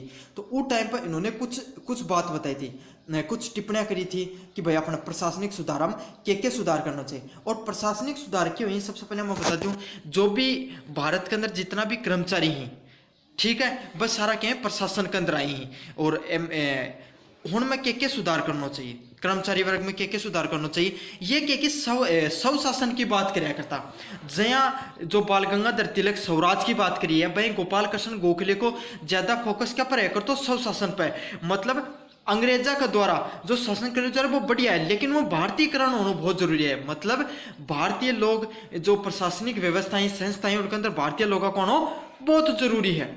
तो यही बात करना, भारत के टिप्पणी करी थी, भारतीय सचिव की परिषद में कम से कम 3 सदस्यों का होना जरूरी है। तो भारतीय जो सचिव परिषद होया करती उनके अंदर कम से कम क्या होना चाहिए, 3 भारतीय सदस्य होना बहुत जरूरी है, ताकि भारतीय लोगों की भी क्या की बात है वो उस सचिव के अंदर जो परिषद हो के अंदर पूछ सके। भारतीय सचिव परिषद सबसे बड़ी पोस्ट होया करती, एक परिषद होया करती जिसके अंदर अलग अलग निर्णय लिया जाया करता, ठीक है। उसके बाद में दूसरा पॉइंट क्या था, स्वतंत्र न्याय के लिए न्यायपालिका व कार्यपालिका का कार्य क्षेत्र अलग रखना चाहिए। हाल फिलहाल में अभी भी भारत के अंदर जो व्यवस्था चल रही है उन न्यायपालिका और कार्यपालिका को अलग अलग काम है, मतलब अलग अलग क्या है। जहाँ थे देखा होगा कई वीडियो में कि जज है ना, जज जो पुलिस का अधिकारी हो, एसआई ने, कलेक्टर ने, कोई ने पकड़ के झटकाते हैं या फिर उन्हें जाके मतलब सुना सका है, उन्हें रोड़ा कर सका है, उन्हें मतलब समझा सका है, कोई भी कार्य कर सका है। तो न्यायपालिका है वह कार्यपालिका पर क्या रहे, ऊपर रहे, मतलब जज है या न्यायपालिका व कार्यपालिका से अलग अलग है और ऊपर रहे, दोनों को एक साथ जुड़ाव को नहीं, समझ रहे हो। और उदाहरण से दूं, मान लो कोई ऐसा ही है वो कोई केस कर दियो पर सही तरीका से निष्पक्ष कार्रवाई कौन करिए, तो जाके न्यायालय में खड़े होगा और जज ने कह दिया साहब यह बात है, तो जो जज है वो तलब करोगे, संदेश पहुंचाओगे ऐसा ही कि तुम और पेश हो और कारण बता कि तू क्यों कौन कर रहे हो। फिर मान लिया भाई जजों की सारी बात सुना गो, अगर उन लागा गो कि जो सही जवाब कौन दे रहे हैं तो ऊपर प्रशासनिक कार्रवाई भी कर सके और इतना भी अधिकार है जज है वह उन अपना पद से हटा भी सके और साथ के साथ उन कुछ देना की जेल में भी भेज सके। तो न्यायपालिका और कार्यपालिका जो आज अलग देख रहे हैं आप, स्वतंत्र न्याय के लिए देख रहे हैं, वह बहुत पहले कौन बता दी, गोपाल कृष्ण गोखले के द्वारा यह विचारधारा दी गई थी। साथ के साथ उनकी बहुत एक अच्छी विचारधारा पर बात करो कि जो जितना भी प्रशासनिक खर्चा हो रहे हैं, मतलब जो अधिकारी की जो लेविश जिंदगी है, मतलब या जो आलीशान जिंदगी जीने के लिए ना बंगला मिल रहे हैं, गाड़ी मिल रही है, नौकर चाकर मिल रहे हैं, हर सब चीज़ों पर खर्चा ही बाकी कहीं कम करना चाहिए। क्योंकि उस टाइम पर भारतीय लोगों की जो आर्थिक दृष्टि ही वह के आर्थिक दृष्टि मतलब आर्थिक जो दशा ही वह बहुत ज़्यादा खराब हो रही थी। तो इसलिए उन पर क्या कि कर को बोझ बहुत ज्यादा हो रही थी और वो कर का बोझ ने कम करने के लिए प्रशासनिक खर्चा क्या कि कम करना बहुत जरूरी था। तो इसलिए इन्होंने ये टिप्पणी करी थी कि प्रशासनिक खर्चा भी क्या कि धीरे धीरे कम करे जाना चाहिए। और प्राथमिक शिक्षा ने अधिक से अधिक विस्तार दिया जाना चाहिए और प्राथमिक शिक्षा व उच्च शिक्षा को भी विस्तार होना चाहिए। देखो यह बात क्यों कही गई, शिक्षा कोई भी समाज ने आगे बढ़ाने के लिए सबसे जरूरी कदम हुआ है। शिक्षित समाज होगा तो शिक्षित लोग होगा, उससे शिक्षित समाज को निर्माण हो, और एक शिक्षित समाज से एक शिक्षित देश को निर्माण हो। अगर एक देश में शिक्षित लोग रहेंगे तो आवश्यक बात है कि उनको विकास होगा, ठीक है। तो उसकी जो जड़ है, शिक्षा की जड़ है, बस शुरुआत ही कठिन हुआ प्राथमिक शिक्षा से हुआ है। और उस टाइम पे कोई यहाँ को एक मॉडल कौन थो जहाँ आज थे, देखो ना LKG UKG फर्स्ट सेकंड 8वीं को बोर्ड 10वीं को बोर्ड 12वीं को बोर्ड, यो बाद में जाके शिक्षा प्रणाली में लागू है, पहले कौन थो। तो गोपाल कृष्ण गोखले को यही विचार थो कि भैया यहाँ की जो स्कूली पद्धति है वह लागू करी जाए। अब उनका द्वारा और कौन सा समर्थन पर व्यक्ति की स्वतंत्रता का समर्थन किया करता, मतलब उनको यो मानो कि कोई भी व्यक्ति है उसका अधिकार है, हर व्यक्ति का स्वतंत्रता का अधिकार होना बहुत जरूरी है, और कोई भी व्यक्ति को निजी अधिकार भी नहीं। तो उन्होंने कहा कि कोई भी व्यक्ति का गोखले ने अपनी जो गोखले ने अपने हर नागरिक की स्वतंत्रता को अधिकार है। एक तो वह प्रेस की स्वतंत्रता की बात करी, हर व्यक्ति है भारत के अंदर जितना भी विचारक होया, चाहे उनकी विचारधारा कोई सी भी होगी, लेकिन उन्होंने हमेशा प्रेस की स्वतंत्रता की बात करी थी, जो आज के टाइम पर तो हो रही कोई नहीं, ठीक है। कोई भी देश है, उस देश की जितनी ज्यादा प्रेस है, जितनी ज्यादा जो मीडिया है स्वतंत्र रहेगी, उतनो ही एक अच्छो प्रशासनिक व्यवस्था बैठेगी, सरकार और जो प्रजा है उसके बीच में बात है वह अच्छे से पहुंच पाओगी। साथ के साथ गोखले है ना, बस स्वतंत्रता और व्यक्ति का अधिकार को समर्थन की बात किया करता, मतलब हर व्यक्तियों को निजी अधिकार भी हुई और उसका कुछ मौलिक अधिकार हुई, तो दोनों प्रकार का अधिकारों के ऊपर बात करी थी। जहाँ हर गोपाल कृष्ण गोखले है उनके द्वारा भारत सेवक समाज मतलब एक संस्था को निर्माण करे गए थे, जहाँ हर व्यक्ति के द्वारा राजा मोहन राय है वो आर्य समाज की स्थापना करी, और जो अपना ये हा स्वामी दयानंद सरस्वती है उनके द्वारा रामकृष्ण मिशन की शुरुआत करी गई। तो हर व्यक्ति है वो अपनी विचारन आगे बढ़ाने के लिए अपने जैसे एक संस्था को निर्माण किया कर, तो गोपाल कृष्ण गोखले के द्वारा एक संस्था को निर्माण करे गयो जिको के नाम तो भारत सेवक समाज संस्था, और इको निर्माण कठे करे गयो 1905 के अंदर करे गयो। इको उद्देश्य के तो युवा लोग हैं उन्हें परीक्षण दियो जावे, उन्हें भारतीय संस्कृति को पाठ पढ़ाया जावे और उन्हें आधुनिकरण को एक मिश्रण करो जावे, ठीक है, जिसके अंदर भारतीय सामाजिकता व अच्छे से समावेश करे जा, ताकि एक बढ़िया समाज को निर्माण हो सके। और या संस्था के अंदर कोई भी युवा प्रवेश लेने के लिए 7 कठोर प्रतिज्ञा लेनी पड़ा करती। तो ये थी भारत सेवक समाज की जो प्रारूप था वो। अब बात करेंगे, ये तो था गोपाल कृष्ण गोखले का सारा राजनीतिक विचार। अब हम बात करेंगे उनके द्वारा दिए गए आर्थिक विचारों के ऊपर। तो कोई भी व्यक्ति है, कोई भी देश है, उन चलाने के लिए आर्थिक दृष्टि से मजबूत होना बहुत जरूरी है। कोई भी व्यक्ति ने अगर स्वतंत्रता प्राप्ति करनी है तो सबसे पहले जो स्वतंत्रता प्राप्त करने के लिए आर्थिक स्वतंत्रता होनी बहुत ज्यादा जरूरी है। सबसे पहले और उस टाइम पर क्योंकि भारत के अंदर बहुत एक तो अंग्रेज क्या कराया करता, जितना भी पैसा कमाया करता ना भारत के अंदर सारा पैसा कमा के अंग्रेज भेज दिया। तो इन निकासी बोली गई थी, धन निकासी बोली गई थी, धन निष्कासन प्रणाली को पर एक अलग सा टॉपिक आओगे थारा सेकंड ईयर के अंदर पढ़ोगा, जो थान बेरो पाठ जाओगे हिस्ट्री के अंदर मिलोगे थाने क्या कि जो जितनों भी भारत के अंदर जितनों भी पिछवाया करते वो सारा अंग्रेज अपने देश भेज रहा था। इससे कि भारतीय लोगों के अंदर धीरे धीरे निर्धनता बढ़ती चली गई। अपने देश में सोना की चिड़िया एक लिए कही जाकर तो बहुत ज्यादा सोना था भारत के पास, बहुत ज्यादा धन था, लेकिन अंग्रेजों को बेहताशा तरीका से भारत से चीजें लूटी। ना सिर्फ संसाधना का उपयोग करो, दो प्रकार हर देश का पास और हर व्यक्ति के पास 2 प्रकार की संपत्ति है। एक नहीं नाम सुने वो चल और अचल संपत्ति। चल संपत्ति कौन सी हो? धन, रुपयो, केस मनी जितनी भी हो ना इंसान के पास, वह कौन सी संपत्ति है? चल संपत्ति है करे। अचल संपत्ति कौन सी है करे? जया प्रॉपर्टी, जमीन, ठीक है, और शेयर मार्केट में थारकन कितना रुपया लगाया है वो मान लो, ठीक है, सोनो थारकन कितना है या मान लो, या और भी कोई जगह को स्टॉक है जब कोई थारा FDI करा रखी है, ठीक है, ये सब चीज़ें, ये सब कोई भी व्यक्ति की अचल संपत्ति में है। अया ही कोई भी देश के अंदर दो प्रकार की संपत्ति है कि नहीं, एक तो एक है रिजर्व फंड, मतलब उनके पास जो कितनों पिसो है रिजर्व में, और दूसरा है भारत हर देश के पास संसाधन। संसाधन के वही कोयलो, पेट्रोलियम, खनिज, मतलब खनिज जितना भी प्रकार का खनिज होगा, ठीक है, कोई यहाँ की बहुमूल्य वस्तु चल रही हूँ उठेगा देश का द्वारा श्रमिक और साथ के साथ तकनीकी, ये सारी चीज कोई भी देश के अंदर संसाधन होया करी, ये दो प्रकार की संपत्ति होया करी हर देश का पास। तो अंग्रेज क्या करया करता, दोनों प्रकार की संपत्ति पर चोट मारी भारत में। पिसो जितना भी आया करता वो तो भेजा ही करता, लेकिन साथ के अंदर उस टाइम पे भारत में बहुत ज्यादा मसाला का उत्पादन होया करता, और थानवेरा पूरी दुनिया में मसाला का उत्पादन अधिकतर साउथ एशिया में आया है, मतलब दक्षिणी देश है ना एशिया का उठे सबसे ज्यादा मसाला का उत्पादन हुआ है, और उनमें भी उस टाइम में सबसे ज्यादा कठिया करते भारत में आया करते। मसाला होगा, कपास होगो, नील होगो, सब भारत में उगा के कठे भेज दिया करता, इंग्लैंड भेज दिया करता, और भारत में वो 1 रुपये को लगायो। तो इस भारतीय लोगों को बहुत ज्यादा क्या हो नुकसान हो। और खास बात क्या है, भारत से कच्चो कपास ले जाया करता, इंग्लैंड का उद्योगों में उन कपड़ा बनाया करता, और भारत में ले जाके उन्हें महंगा रुपया बेचा करता। तो देखो भारत को कितना नुकसान हो, कपास भी चले गयो, उद्योगों में ठेका मजदूरों काम मिलो, और भारत में वही चीज आई और महंगा रुपया में बेची गई। यह चीज देश को देखो इस तरीका से भारत में धन निष्कासन हो। अब बात करेंगे सबसे पहले उनके द्वारा के पॉइंट दिया निर्धनता, उनका के बात करी भारत में जो गरीबी है ना वह दिन ब दिन बढ़ती जा रही है, तो इन मिटाने के लिए क्या कार्य करना चाहिए। सबसे पहले भारत की जो जनसंख्या ऊपर कृषि उत्पादन पर बहुत ज्यादा निर्भर है, तो उन्हें ना जो पद्धति है थोड़ा क्या आधुनिकीकरण करना चाहिए, और लोगों ने इन पर निर्भरता क्या कि थोड़ी कम करनी चाहिए। दूसरी है भारतीय वस्तुओं को जो आयात व निर्यात की मात्रा है ना उन थोड़ी बढ़ावा देना चाहिए। आयात व निर्यात की मैं बता दूं था, आयात मतलब कोई चीज को आनो, और निर्यात मतलब जानो।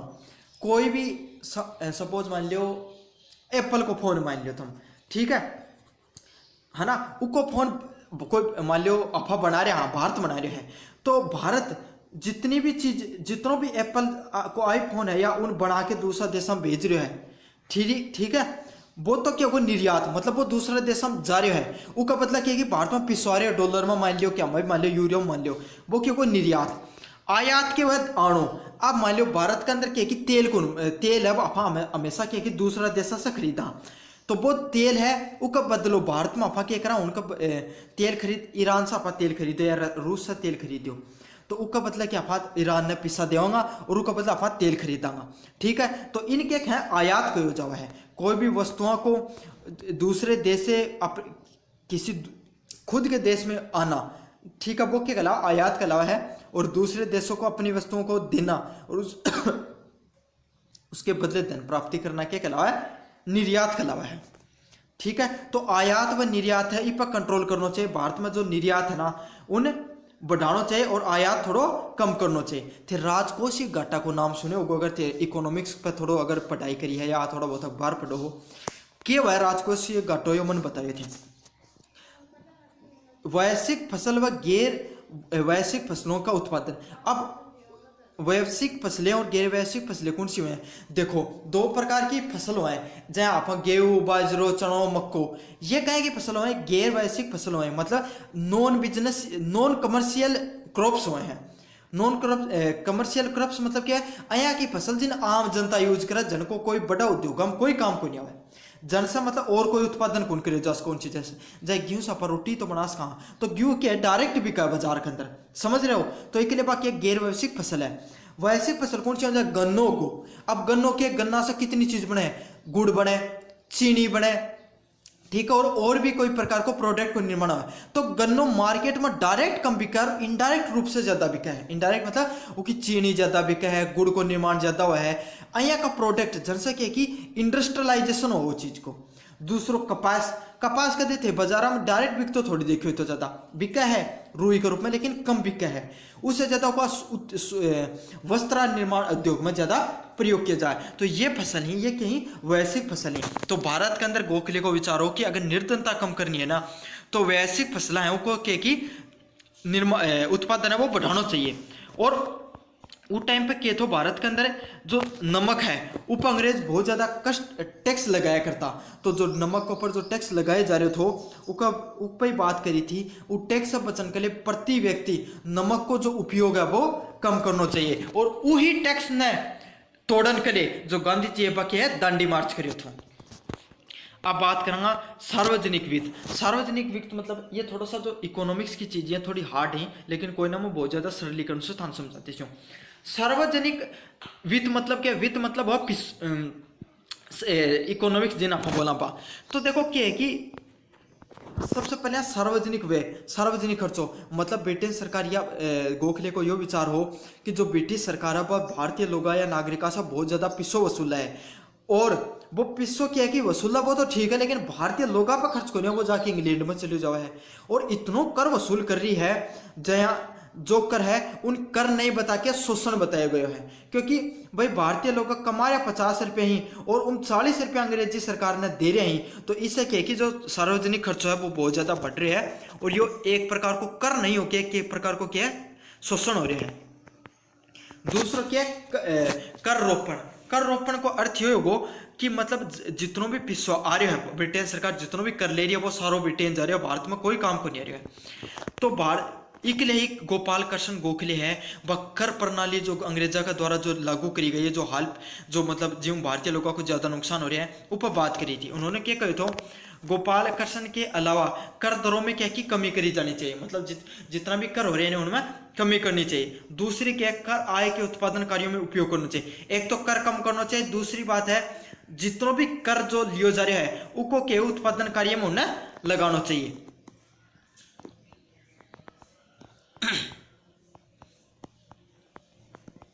ठीक है, तो ये बात था। उसके बाद जो उन्होंने अगली की पे बात करी थी आर्थिक विकास पे बात करी थी। भाई कोई भी देश ने अगर आगे बढ़ना है उस समाज ने तो उस देश को आर्थिक विकास होना बहुत जरूरी है, और कोई भी देश को आर्थिक विकास यदि उसका जब उनको औद्योगिक विकास होगा।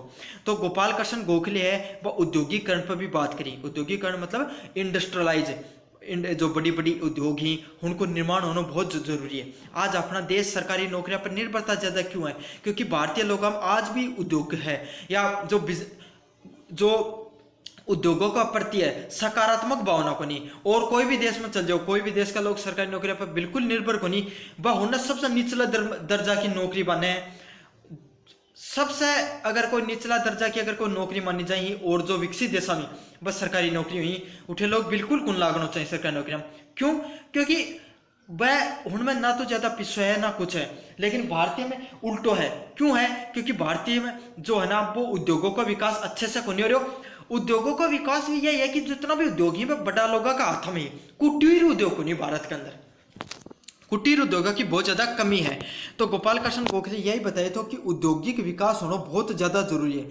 और उस टाइम पे कोई हाल फिलहाल भी भारत इतना बड़ा देश है और इतना ज्यादा अपने अंदर ट्रेड डेफिसिट है। आज भी भारतीय लोगों में बहुत ज्यादा संभावना है उद्योगा की, लेकिन अपने विचारक को नहीं, मतलब विचारधारा को समर्थन कौन कर अपना समाज उद्योगा के प्रति।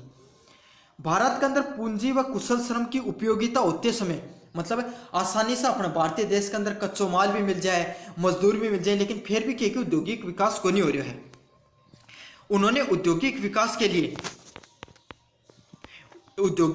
के लिए जापानी जो विचारधारा है उनको समर्थन करियो। जापानी विचारधारा को मतलब टेक्नोलॉजी को जितने भी जो तकनीकी है उन बढ़ावा देना चाहिए उद्योगों के अंदर। साथ के साथ उन्होंने औद्योगिक विकास के अंदर स्वदेशी वस्तुओं के निर्माण पर जोर किया। मतलब यही तो कि जितना भी चीज ही उनको निर्माण के द्वारा करो जाना चाहिए, भारतीय लोगों के द्वारा करो जाना चाहिए। अब बात करांगा जैमा स्वदेशी की बात चल रही है आर्थिक दशा उसी तरीका से गोपाल कृष्ण गोखले के द्वारा क्या मानना हो भारतीय अगर जो व्यवस्था है आर्थिक व्यवस्था ने बढ़ावा देने के लिए स्वदेशी की अवधारणा होनी चाहिए। मतलब स्वदेशी मतलब उन्होंने जो 1905 में राष्ट्रीय कांग्रेस अधिवेशन हुए थे वो मुख्य बात बताई थी भारत में पूंजी को अभाव है। पूंजी मतलब पैसा को अभाव हो रहा है, निर्धनता बढ़ती जा रही है, और यह निर्धनता कभी दूर होगी जब भारत के अंदर क्या होगी, भारत के उद्योगों का विकास होगा। और जो पैसा है मान लो आज आप छोटी सी चीज मानो, एक थे ना छोटी सी कोई चमची बनाई और बस चमची बना के जर्मनी में बेची जा रही है थार द्वारा, ठीक है। तो इससे क्या होगा, अपना देश ना फायदा हो, क्योंकि डॉलर है वो भारत के अंदर आओगे, दूसरे देश को पिसो भारत के अंदर आओगे। तो यही चीज़ है। और साथ के साथ है ना, भारत है ना थोड़ा बहुत ज़्यादा पॉपुलर, तो भारत का जो लोग हैं वह अपने खुद की चमची यूज करेंगे। इससे क्या होगा, अपनो पिसो वो अपने देश के अंदर ही रह जाओगे, थार का ना होगा तो अपनो पिसो अपने देश के अंदर रह जाओगे। लेकिन अंग्रेजी टाइम में क्या है, मैं थाना एग्जाम्पल दे के बताए हो, कॉटन ले जाया करता इंग्लैंड में उद्योगों निर्माण करके अपने देश में बेचा करता महंगा रूप में। तो इसलिए स्वदेशी जो आंदोलन है वो शुरू करे हुए थे। तो ये चीज के लिए बताया कि भारत में ना श्रम भी मिल जावे है, मजदूर भी मिल जाए, कच्चो माल भी मिल जाए, लेकिन फिर भी उद्योगों को क्या कि विकास को नहीं रहो। ठीक है। तो इसके लिए क्या कि इन्होंने स्वदेशीकरण पर बात करी थी, मतलब कि जितना भी प्रोडक्ट ही वो भारतीय लोगों का भारत में ही बनाना चाहिए, भारतीय लोगों भारतीय उद्योगों को ज्यादा समर्थन करना चाहिए। अब बात करेंगे रेलवे की। तो रेलवे थाने भी बेरो अंग्रेजा के द्वारा शुरू करी गई, डलहौजी के द्वारा शुरू करी गई थी। जो सबसे पहले जो रेलवे शुरू हुई थी वह थाने और मुंबई के बीच में चली थी, थाने में बेरो चीज को। और रेलवे है वह भारतीय औद्योगिक विकास के लिए, भारतीय संचार प्रणाली के लिए बहुत ज्यादा सही चीज थी। लेकिन सही तो थी, लेकिन जी टाइम पर रेलवे को निर्माण हो रहे थे तो क्या करो, अंग्रेजा बहुत दिमाग लगायो, सारा का सारा जो ठेका है ना अब किन दे दिया, अंग्रेजी व्यापारियों दे दिया। अंग्रेजी व्यापार क्या क्या करता, भाई भाई बात है, दूसरा आदमी तो जो कोई चीज़ मिला तो वो चीज़ को शोषण ही करोगे, तो खूब भ्रष्टाचार करो। और अंग्रेजा ना रेलवे निर्माण में जितनों भी पिस्सो लगायो वो कटकी कनो लियो, नागरिका कनो लियो। भाई कोई भी देश है, सीधी बात है, जो भाई नेता देख लो या कोई भी शासन देख लियो, राजा देख लियो, वो खुद कठिन पिसो ले आओगे, पिसो तो प्रजा को नहीं वसूलियो जा है, जहाँ आज के टाइम पर जीएसटी लागोगी उस आबू। तो उस टाइम पर जो कर ला गया कर तो वो इतना बढ़ा दिया गए थे कि जनता पे रेलवे को कोई सीधो प्रभाव तो हो रहा कौन था और शोषण ज्यादा हो रहा था। क्यों भाई, आम आदमी तो उस टाइम पर इतना सभ्य कौन थो, इतना ज्यादा ना तो शिक्षित थो, ना ही इतनी रेलवे की पूछी कि बस तो जाके क्या क्या करता, रेलवे में जाके बैठ सका था, उनको फायदा उठा सका था। ज्यादा फायदा तो उन्हें किन नहीं हो रहे थे, ब्रिटिश अधिकारियों हो रहे थे या ब्रिटेन का जो जितना भी लोग था, व्यापारी था, उन नहीं हो रहे थे। तो इस पर गोपाल कृष्ण गोखले क्या कहे थे, गोपाल कृष्ण गोखले ने रेलवे विस्तार को भारत के विकास के लिए अच्छा तो बताया, वे समर्थनकारी तो थे, लेकिन साथ के साथ इन्होंने रेलवे के विकास को भारतीय नागरिकों के लिए एक शोषण भी बताया। क्यों बताया शोषण, उनको क्या मानना था,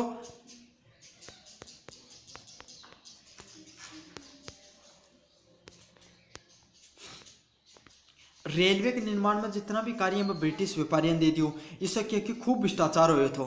और जितनों भी पिस्सों जो ब्रिटिश व्यापारी कमाई हो सभी के ब्रिटेन में भेज दियो, तो इनको भारतीय नागरिक का कोई फायदा को नहीं हो।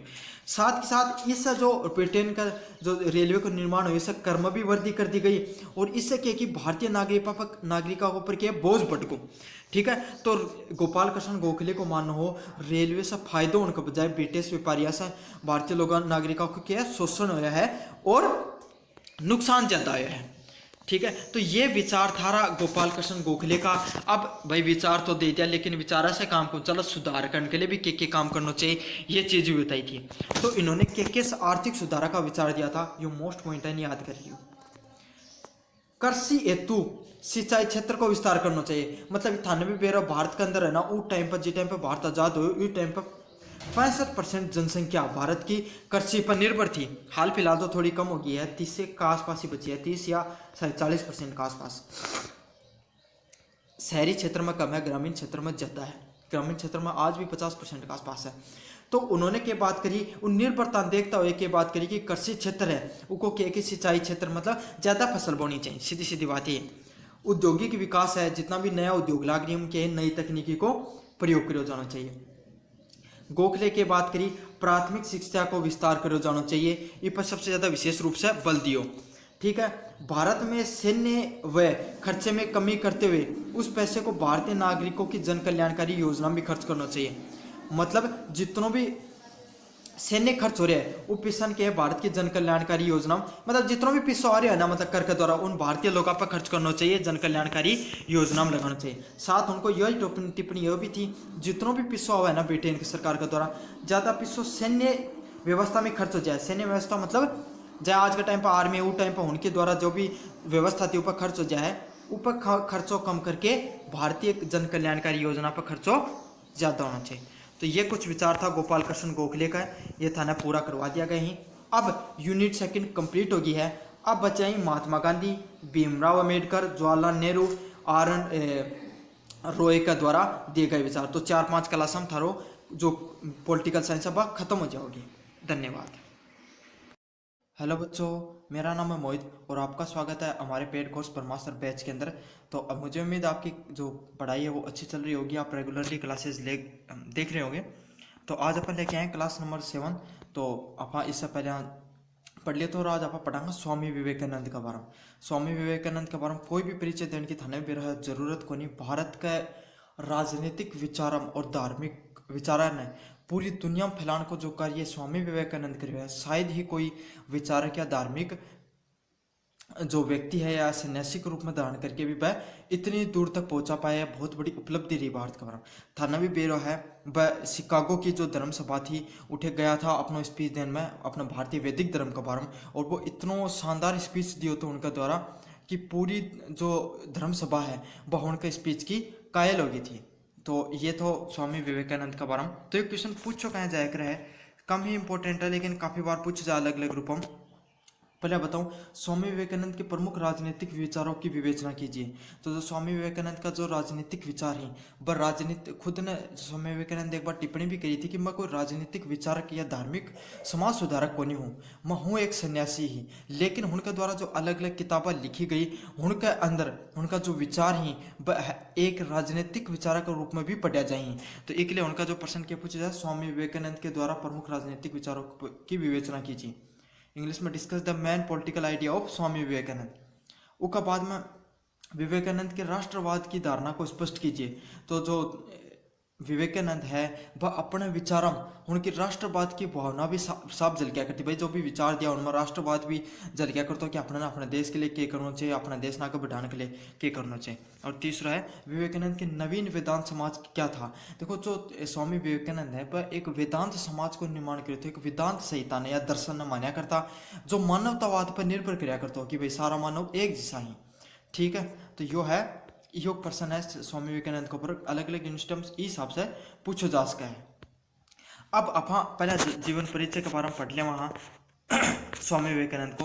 तो स्वामी विवेकानंद को जो जन्म है वो 12 जनवरी 1863 के अंदर हुए थे कलकत्ता के अंदर, कलकत्ता पश्चिम बंगाल के अंदर। उनका जो पिताजी हैं वह एक वकील था।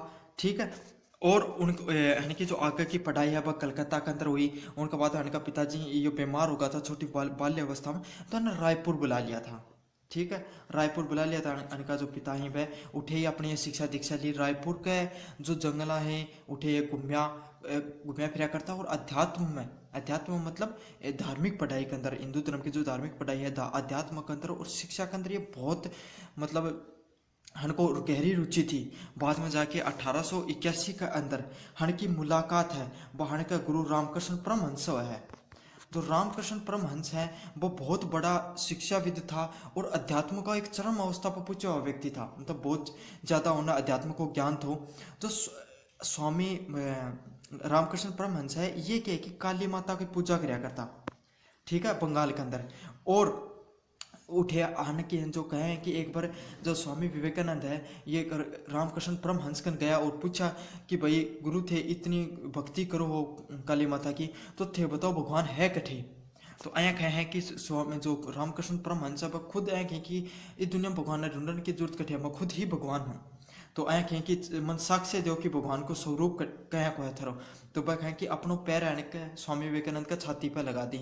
तो और उस है जो रामकृष्ण परमहंस को जो इतनी अध्यात्म और इतनी दिव्य शक्तियाँ थी उनके अंदर कि जैसे ही वह स्वामी विवेकानंद का शरीर ने टच करे हैं उनके अंदर वो सारी ऊर्जा को संचार हो जाए, वो मूर्छित हो जाए। मूर्छित मतलब बेहोश हो जाए। और ऐ कहीं कि 2 से 3 घंटा का मूर्छित होने के बाद में उन्हें वास्तविकता में एक ब्रह्म तत्व है मतलब ब्रह्मा जो वास्तविक ज्ञान है इस दुनिया को जिन आप समाधि भी बोलते हैं वहाँ उस चीज़ को ज्ञान हुआ है। 2 से 3 घंटा के अंदर उन्हें एहसास करे जाओ है कि इस दुनिया को वास्तविक सार की है। जो रामकृष्ण परमहंस की जो शक्तियाँ थी दिव्य शक्तियाँ उनको असर हुआ है। इस कारण उसके बाद में स्वामी जो विवेकानंद है वह रामकृष्ण परमहंस ने अपना गुरु व स्वामी मान लिए हैं। तो हनको जो गुरु कौन था, रामकृष्ण परमहंस था। और कब मिले, 1881 में उनसे मिला। उसके बाद में क्या है कि जो हनकी जो रामकृष्ण परमहंस है वह कैंसर से पीड़ित था, तो 1886 के अंदर उनकी मृत्यु हो जावा है। उसके बाद में जाके मरण से पहले जो रामकृष्ण परमहंस है वह जो स्वामी विवेकानंद है हमने अपनो जो मठ हो या फिर जो भी बस स्कूल चलाया करता, सभ्यता चलाया करता, उनका जितना भी शिष्य है उनमें प्रमुख शिष्य रामकृष्ण स्वामी विवेकानंद ने घोषित कर दी है रामकृष्ण परमहंस। और 1886 के अंदर जो रामकृष्ण परमहंस है उनकी मृत्यु हो जावे है। और उठे ही उसका बाद में जो स्वामी विवेकानंद है वह बराह नगर के मठ की निर्माण करे हैं, बराह नगर के अंदर एक अपना मठ को निर्माण करे हैं अपनी शिक्षा दीक्षा के लिए। ठीक है, उसका बाद में क्या है, ये धीरे धीरे पूरी दुनिया के अंदर, पूरा भारत के अंदर अपना सन्यासी वेश धारण करके पूरा भारत के अंदर घूमना शुरू करे हैं।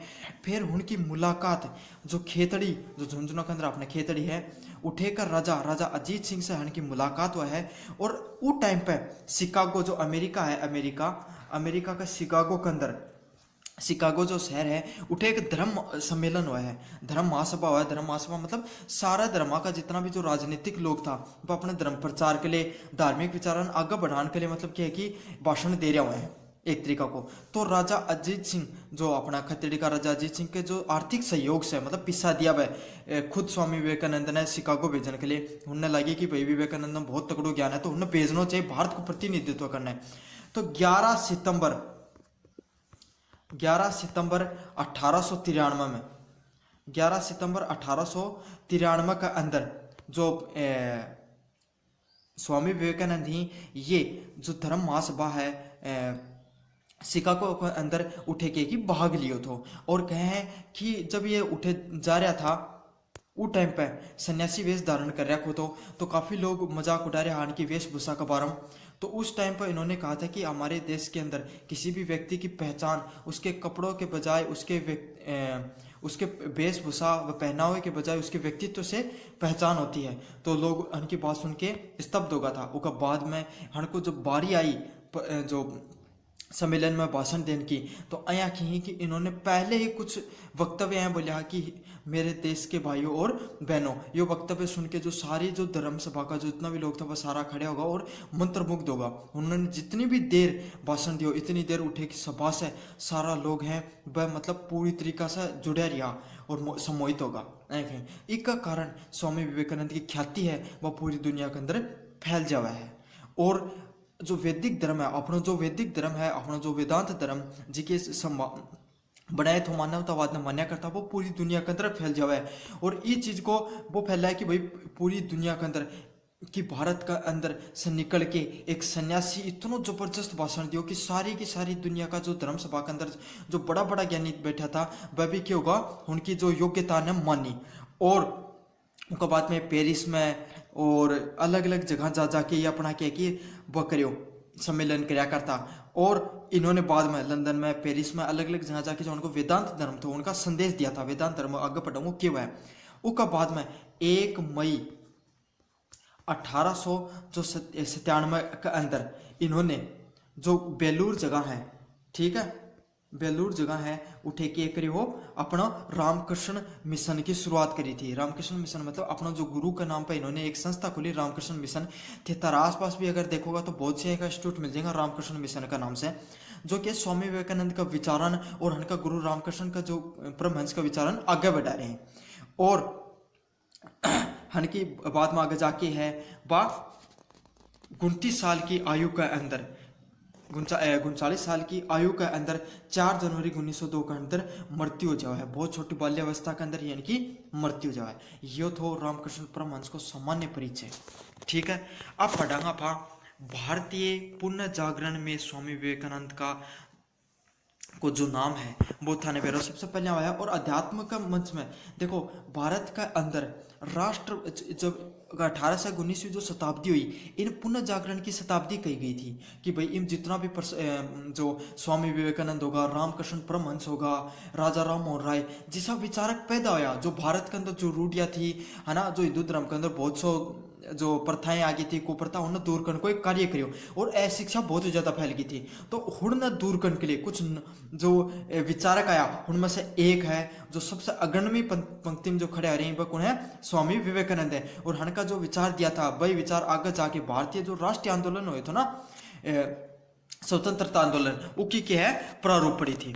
जो रविंद्रनाथ टैगोर हैं, वह कहो कि अगर भारत की सभ्यता अगर थे जानना चाहो कि भारत वास्तविकता में है कि, तो सबसे पहले के बारे में समझना चाहिए, विवेकानंद के बारे में सोचना चाहिए। और विवेकानंद है, मैं थान ने भी बताई थी कि अपनी जो धार्मिक प्रवृत्ति का व्यक्ति था, वह खुद ने कभी भी है कौन कहो कि मैं राजनीतिक विचार हूँ, लेकिन वह हमेशा धार्मिक प्रवृत्ति की बात करी, जो साहित्य कृत्या करी, उनसे ही जो रचनाएं वो भारत के अंदर राष्ट्रवाद की और राजनीति की के अंदर धार्मिक जो सिद्धांत थी वो आगे जाके प्रसारित हुआ था।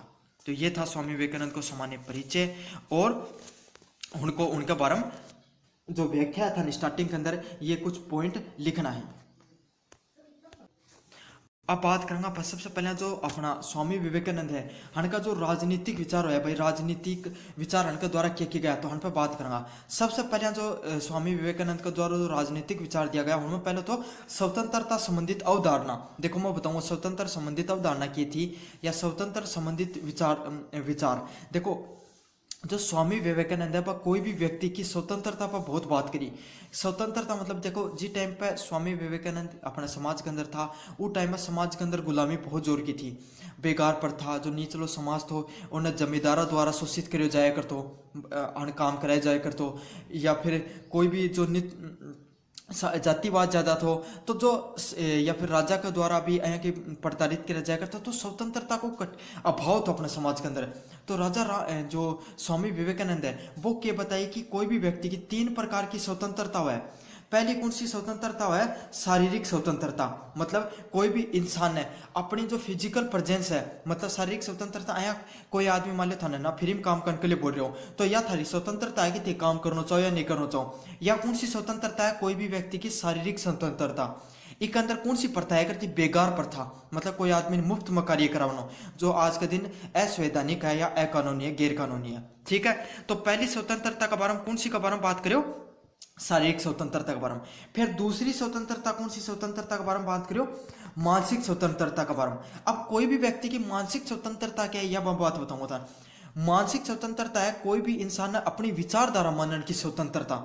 जय मान लो कोई भी देश है, अब जय मान लो थे आज के टाइम पे था, सब व्यक्ति ने वोट देने को दिखा रहे, और हर व्यक्ति ने, जय मान लो कोई आदमी मतलब एक्स ए पार्टी ने वोट दे रहे, कोई बी पार्टी ने वोट दे रहे, और कोई सी पार्टी ने वोट दे रहे है।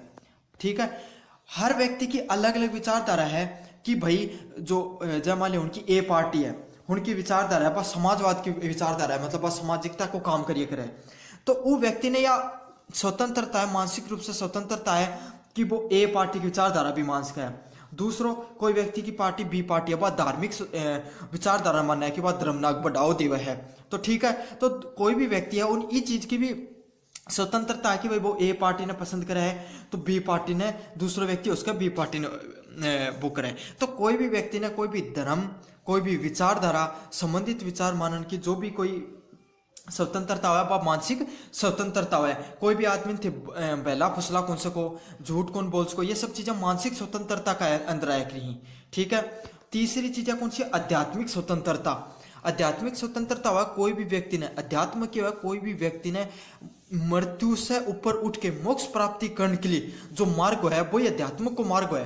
कोई व्यक्ति ने ये चीज की भी स्वतंत्रता होनी चाहिए कि वो कोई सो भी मार्ग, अलग अलग धर्मान, एक अर्थ है अलग अलग धर्म का व्यक्ति में, धर्म में अध्यात्म को मार्ग अलग अलग बताया गया है। जय माता हिंदू धर्म के अंदर बताती हूँ, मोटो मोटो ज्ञान मार्ग सभी थे ईश्वर की प्राप्ति कर सको। ठीक है, उसका अलावा थे योग मार्ग से, योग कौन क्या रखना, वो मार्ग से थे भी भगवान ईश्वर की प्राप्ति कर सको। तीसरा जो भक्ति आंदोलन में बताया गया वो कौन सा? तो प्रेम मार्ग, भगवान से प्रेम करके उनको जो रूप है उनको विवरण करके थे ईश्वर की प्राप्ति कर सको। और चौथो जो बताया गया था वो है सष्टांग मार्ग। सष्टांग मार्ग की के द्वारा बताया गया, भगवान बुद्ध के द्वारा जो ईश्वर की प्राप्ति को मार्ग बताया गया वो कौन सा था? सष्टांग मार्ग था। तो स्वामी विवेकानंद के द्वारा हर व्यक्ति ने ईश्वर प्राप्ति करने के लिए अध्यात्म की स्वतंत्रता होनी भी बहुत जरूरी है। तो तीन प्रकार की स्वतंत्रता का बारे में बात करी। उसके अलावा भी उनके द्वारा जो स्वामी विवेकानंद है उनके द्वारा और भी कुछ स्वतंत्रता की बात करी। पहली गई व्यक्तिगत स्वतंत्रता। बाई बात है कोई भी इंसान की खुद की व्यक्तिगत स्वतंत्रता है। जहाँ थारी व्यक्तिगत स्वतंत्रता है तो कौन सी पार्टी ने वोट दो, यो थारा एक व्यक्तिगत संस्कार बा है। या थारी व्यक्तिगत स्वतंत्रता है कि ते कौन सा धर्म मन मानो। भारत को जो धर्म है, भारत को जो लोकतंत्र है वो स्वतंत्रता दे थे, कोई सा भी धर्म न मान सको, जरूरी को नहीं कि ते एक धर्म न मानो। थार ई चीज की भी स्वतंत्रता दी जाए कि थे थारा विचारान प्रकट कर सको हो। दूसरा सामा मान ली थार सरकार की कोई बात बढ़िया नहीं लगी तो थारा विचार ही वह प्रकट कर सको। या किसान आंदोलन है उसका अंदर भाई किसाना ने जो सरकार को जो कानून है वो पसंद को नहीं तो वह अपनी स्वतंत्रता है वह प्रकट कर सकें, वह व्यक्तिगत स्वतंत्रता है कोई भी व्यक्ति की। उसके अलावा आध्यात्मिक स्वतंत्रता के बारे में थाने बता दी कि आध्यात्मिक स्वतंत्रता। उसका बात करना फास्ट सामाजिक स्वतंत्रता। सामाजिक स्वतंत्रता मतलब यही है कोई भी व्यक्ति ने समाज के अंदर ये चीज की स्वतंत्रता करे कि वो अपनी बात रख सके। जब मान लो थे कोई भी समाज के अंदर रह रहे हो, थारो गांव है, गांव जो भी थारो गांव सबसे पहले छोटो है, जो थारो परिवार है वो एक समाज को छोटो सा स्वरूप है। फिर जी थे समाज के बाद में थारो गांव के अंदर भी, हर गांव के अंदर सब सारा जाति का आधार पे या धर्म का आधार पे एक समाज को निर्माण हुआ है, वो थारो समाज है। उसके बाद में थारो गांव है वो पूरा एक समाज है। उसके बाद में थारो एक राज्य और जिला में थे वो एक सामाजिक रूप को धर्म रहे, और बाद में एक भारत जी देश के अंदर रह रहे हैं वो एक समाज है।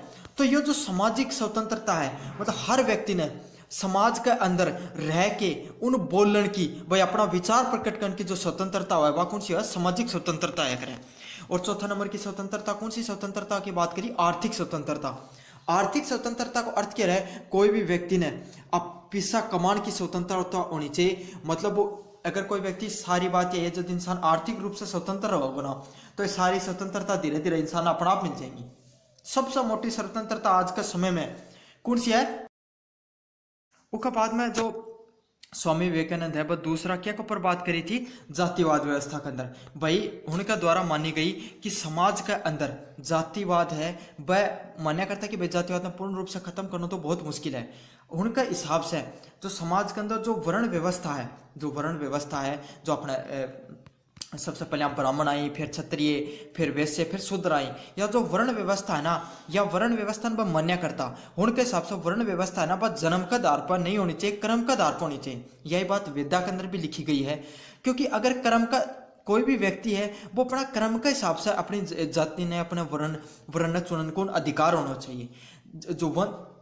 जो जाति का आधार पर वर्ण व्यवस्था है ना, इस समाज के अंदर जो वंशवाद भी फैल गो तो ठीक है कि भाई अगर कोई व्यक्ति है, अगर वो उच्च कुल में पैदा हो तो भाई को बेटा ज्यादा चाहिए, चाहे कितनी योग्यता नहीं हो, चाहे वो कर्म भी खराब हो, चाहे वो कहीं का भी पशुवत आचरण कर रहे हो, लेकिन वो उच्च कुल में पैदा होगा तो उन उच्च कुल को ही माने जाओगे।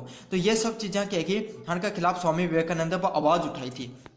उनको मानो तो अगर अपने समाज के अंदर वास्तविक रूप से अगर स्वतंत्रता फैलानी है, स्वतंत्रता की बात करनी है, तो अपने समाज के अंदर जो वंशवाद और जातिवाद ने खत्म करना चाहिए। स्वामी विवेकानंद को यही मानो थो कि अपना जो समाज है उसके अंदर ईश्वर है, वो सब ने बराबर समान ही पैदा करे ही। ईश्वर जब कोई भी व्यक्ति ने पैदा करा है तो उसके अंदर कोई भी प्रकार को भेदभाव नहीं करे, तो अपना जो समाज है इन भी भेदभाव नहीं करना चाहिए। उसके अलावा जो अगला पॉइंट है वो कौन सा, समाजवाद पर विचार। मतलब स्वामी विवेकानंद है समाजवाद ने मानववाद ने प्रमुख रूप से मान्या करता। उनको मानो थो कि जो कोई भी व्यक्ति है उनको सर्वप्रथम धर्म किया मानवतावाद। वह वेदांत धर्म को निर्माण करियो, जिन आगे जाके मैं थाने बताऊंगा वेदांत धर्म किए थो जी को प्रमुख पॉइंट यही तो उन्होंने यह बात कही कि मेरा जो धर्म है ना ये बार हम बात कौन करे कि थे सारे दिन भगवान की तो पूजा करता रहो, और कोई व्यक्ति है उन अगर वो थारे दर पा रहे हो, भूखो व्यक्ति तारा दर पा रहे हो तो रोटी नहीं दे रहे हो। उनका अनुसार कोई भी व्यक्ति है उसको सर्वप्रथम धर्म धार्मिक दृष्टि से पहले कार्मिक दृष्टि, कर्म की दृष्टि से होना चाहिए। ठीक है, वह मान्यो इस समाज के अंदर जितना भी दो निर्धन व्यक्ति हैं उन्हें वह दरिद्र नारायण कहा करता। दरिद्र नारायण, दरिद्र को अर्थ निर्धन नारायण मतलब भगवान विष्णु, मतलब भगवान विष्णु का बराबर मान्या करता।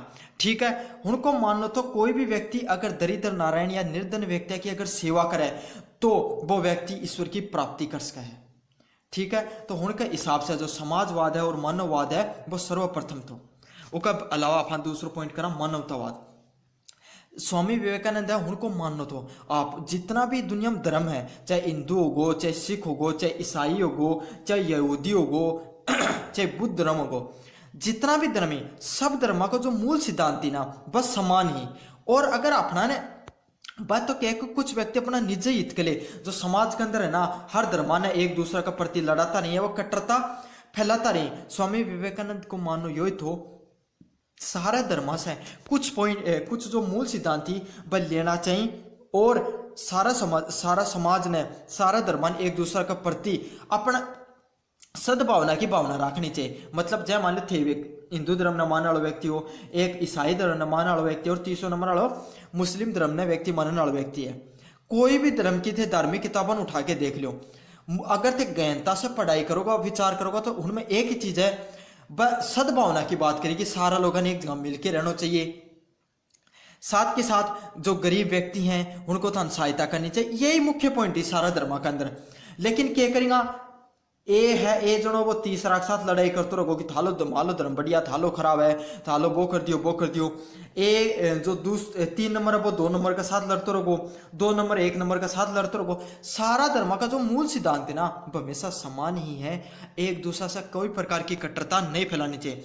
सबसे बड़ो धर्म की जो सबसे बड़ो धर्म है वो क्या है, मानवतावाद, वो भलाई को धर्म है, ठीक है। और साथ के साथ स्वामी विवेकानंद ये बताई कि चाहिए कोई भी धर्म में रहो, सब धर्म के अंदर एक शोषित वर्ग मिलेगो, एक सामाजिक रूप से ऊंचो उठे हुए वर्ग मिलेगो, और एक हमेशा थाने शिक्षित वर्ग मिलेगो, ठीक है। सारा धर्म के अंदर ये सारी चीज देखने मिली ही, तो सारा धर्म की या सारा धर्म ने या आगे बढ़ने के लिए जो मानवतावाद है उन्हें बढ़ाना चाहिए। अब स्वामी विवेकानंद का अनुसार ये क्वेश्चन बोर्ड यूनिवर्सिटी के अंदर पूछा जावा है, स्वामी विवेकानंद के द्वारा जो आदर्श राज्य की जो कल्पना करी गई थी वो आदर्श राज्य के तो देखो स्वामी विवेकानंद यह बात करी कि जो जातिवाद है उनका वह खिलाफ था। उनका मानना था कि अपने समाज के अंदर जो हिंदू धर्म के अंदर 4 वर्ण होया, सबसे पहले कौन सा आयो, ब्राह्मण काल, फिर आयो क्षत्रिय काल, फिर आयो वैश्य काल और शूद्र काल। ये अलग अलग काल बताया, मतलब भाई जहाँ अपना वर्ण हुई ना ब्राह्मण क्षत्रिय वैश्य व शूद्र, ये अलग अलग प्रकार का क्यों है जो वर्ण व्यवस्था है। तो सबसे पहले उनका अनुसार क्या मानियो कि हन चारों जो उपरला 3 ही ब्राह्मण क्षत्रिय और वैश्य, ये आपको टाइम हन को आगो, मतलब हन को जो राजपाट कर्ण को टाइम आ चुके हैं। अब कर्ण को टाइम होगा शूद्रा को, शूद्र मतलब जो नीची जाति है दलित वर्ग का जो व्यक्ति है उनको राजगण को दुनिया में टाइम आओगे। वह क्या बताई कि जब ब्राह्मण काल है ना, जब ब्राह्मण इस दुनिया में राज कराया करता तब पूरी दुनिया के अंदर ज्ञान फैलियो। क्षत्रिय जब इस दुनिया के अंदर राज कराया तब सभ्यता फैली। सभ्यता मतलब जया क्षत्रिय यहाँ पर राजपाट कराया करता, राजा बनया, तो उससे क्या कि सभ्यताओं को निर्माण हो, ठीक है। जब सिंधु घाटी सभ्यता होगी या जब भारत की सभ्यता, जितना भी देश है ना, जितनी भी देश में राजपाट होया करता पर सारे के क्षत्रिय का द्वारा करे गए, और उससे क्या फैलियो, सभ्यता फैली। वैश्य काल हो, जब वैश्य लोग राज करो तो इस समाज के अंदर क्या फैलियो, प्रचार प्रभाव, मतलब धर्म की स्थापना हुई, या फिर जो कार्मिक वर्ग है वो आगे बढ़ियो। लेकिन जब शूद्र काली दुनिया के अंदर राज करेगा तो सारी दुनिया के अंदर समानता फैल जाएगी। मतलब उसके अंदर शूद्र काल जब राज करेगा उसके अंदर ब्राह्मणवाद, जो ब्राह्मण के द्वारा जो ज्ञान फैलाए गए, क्षत्रिय के द्वारा जो सभ्यता को निर्माण करे गए, वैश्यों का द्वारा जो प्रचार प्रभाव करे गए, हर सारा का जो गुण है बस सारा का सारा शूद्र काल के अंदर रहेगा। यह बात करी गई थी स्वामी विवेकानंद के आदर्श राज्य के अंदर। और यह चीज मैं पहले बता चुका हूँ, समाज के अंदर 4 वर्ण ही, क्षत्रिय वैश्य शूद्र व ब्राह्मण, सब अपनी अपनी बारी से जो राज कर चुके हैं। अब की बारी है, शूद्र वर्ण की बारी है ये दुनिया में राज करने की। तो ये तो था स्वामी विवेकानंद की जो वर्ण राजनीतिक विचार। अब बात करूंगा अपन स्वामी विवेकानंद के सामाजिक विचारों के ऊपर। तो जो सबसे पहले जो स्वामी विवेकानंद का द्वारा जो सामाजिक विचार दिया गया उनमें मुख्य पॉइंट तो जाति व्यवस्था संबंधित विचार। मतलब स्वामी विवेकानंद यह मान्या करता कि जातिवाद ने पूर्ण रूप से कम करना तो भारत में खत्म करना बहुत मुश्किल है, क्योंकि वो भारत की जड़ है ना जो जातिवाद की वो बहुत गहराई तक अपना समाज के अंदर फैल चुकी। लेकिन अफाई की कठोरता है, इन थोड़ा लचीलो बनास कहाँ जातिवाद ने, ठीक है। साथ के साथ कई बनास कहाँ उनको यही मानना था जो वर्ण व्यवस्था या जातिवाद व्यवस्था है या जन्म का आधार पर नहीं हो कि कोई भी व्यक्ति का कर्म का आधार पर होने से, और कर्म का आधार पर व्यक्ति होगो तो देखो कोई भी इंसान है, मान लो कर्म का आधार पर करोगे तो वो अपना कर्म जय मान लो इसे के जो जन्म का आधार पर हो इन के फैलियो कि जो ब्राह्मण वर्ग है इन ही ना सिर्फ ना शिक्षित होने को या क्षत्रिय वर्ग नहीं सिर्फ शिक्षित होने को अधिकार है, और बाकी जो वैसे शूद्र है उन्हें कोई अधिकार को नहीं शिक्षित होने को। लेकिन अगर मान लो कोई व्यक्ति पढ़ना चाह रहा है तो इसे शूद्र वर्ग को या वैश्य वर्ग को अगर कोई व्यक्ति शिक्षित होना चाह रहा है तो इसे वो शिक्षित को नहीं हो पाता। अगर कोई व्यक्ति धर्म है या फिर जो कोई भी मतलब जो जाति व्यवस्था है अगर कर्म का हिसाब होती ना तो कोई भी व्यक्ति पढ़ सको तो इतनी कठोरता को नहीं रहती अपना समाज के अंदर।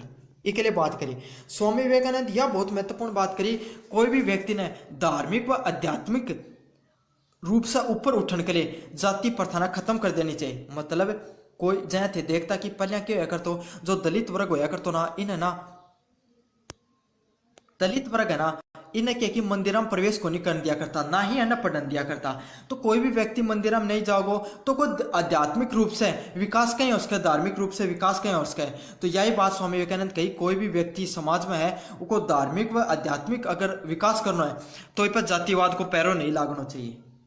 साथ के साथ जो वर्ण व्यवस्था है उससे वो बहुत प्रभावित था, उनको यही मानना था कि जो वर्ण व्यवस्था में सुधार करना चाहिए, जन्म का आधार पर नहीं होके कर्म का आधार पर होनी चाहिए। अब स्वामी विवेकानंद का मूर्ति पूजा संबंधी विचार देखो, सीधी सीधी बात कहता हूँ 18वीं शताब्दी के अंदर जितना भी विचारक होया, चाहे राजा राम मोहन राय होया चाहे स्वामी दयानंद सरस्वती आया, दोनों का दोनों मूर्ति पूजा का कठोर व था, मतलब क्या बोलिया करें मूर्ति पूजा का कठोर रूप से विरोध कराया करता। चाहे भक्ति आंदोलन में भी बहुत सारे का जो विचारक होया या फिर जो संत होया वह भी क्या कराया करता, मूर्ति पूजा को कठोर रूप से विरोध कराया करता। चाहे कबीरदास ने देख लो थे, लेकिन स्वामी विवेकानंद है ना वह मूर्ति पूजा को समर्थन कराया करता। वह क्या कहा करता कि मैं जी को शिष्य थो, रामकृष्ण परमहंस को शिष्य थो, वह सिर्फ मूर्ति पूजा करके दुनिया में अध्यात्म व ईश्वर की प्राप्ति करी है। तो अगर वह ईश्वर की प्राप्ति कर सके हैं, अगर मूर्ति पूजा करके स्वामी रामकृष्ण परमहंस जय को व्यक्ति बन सकूं तो मैं एक नहीं 1000 है की मूर्तियां की पूजा करना चाहूंगा।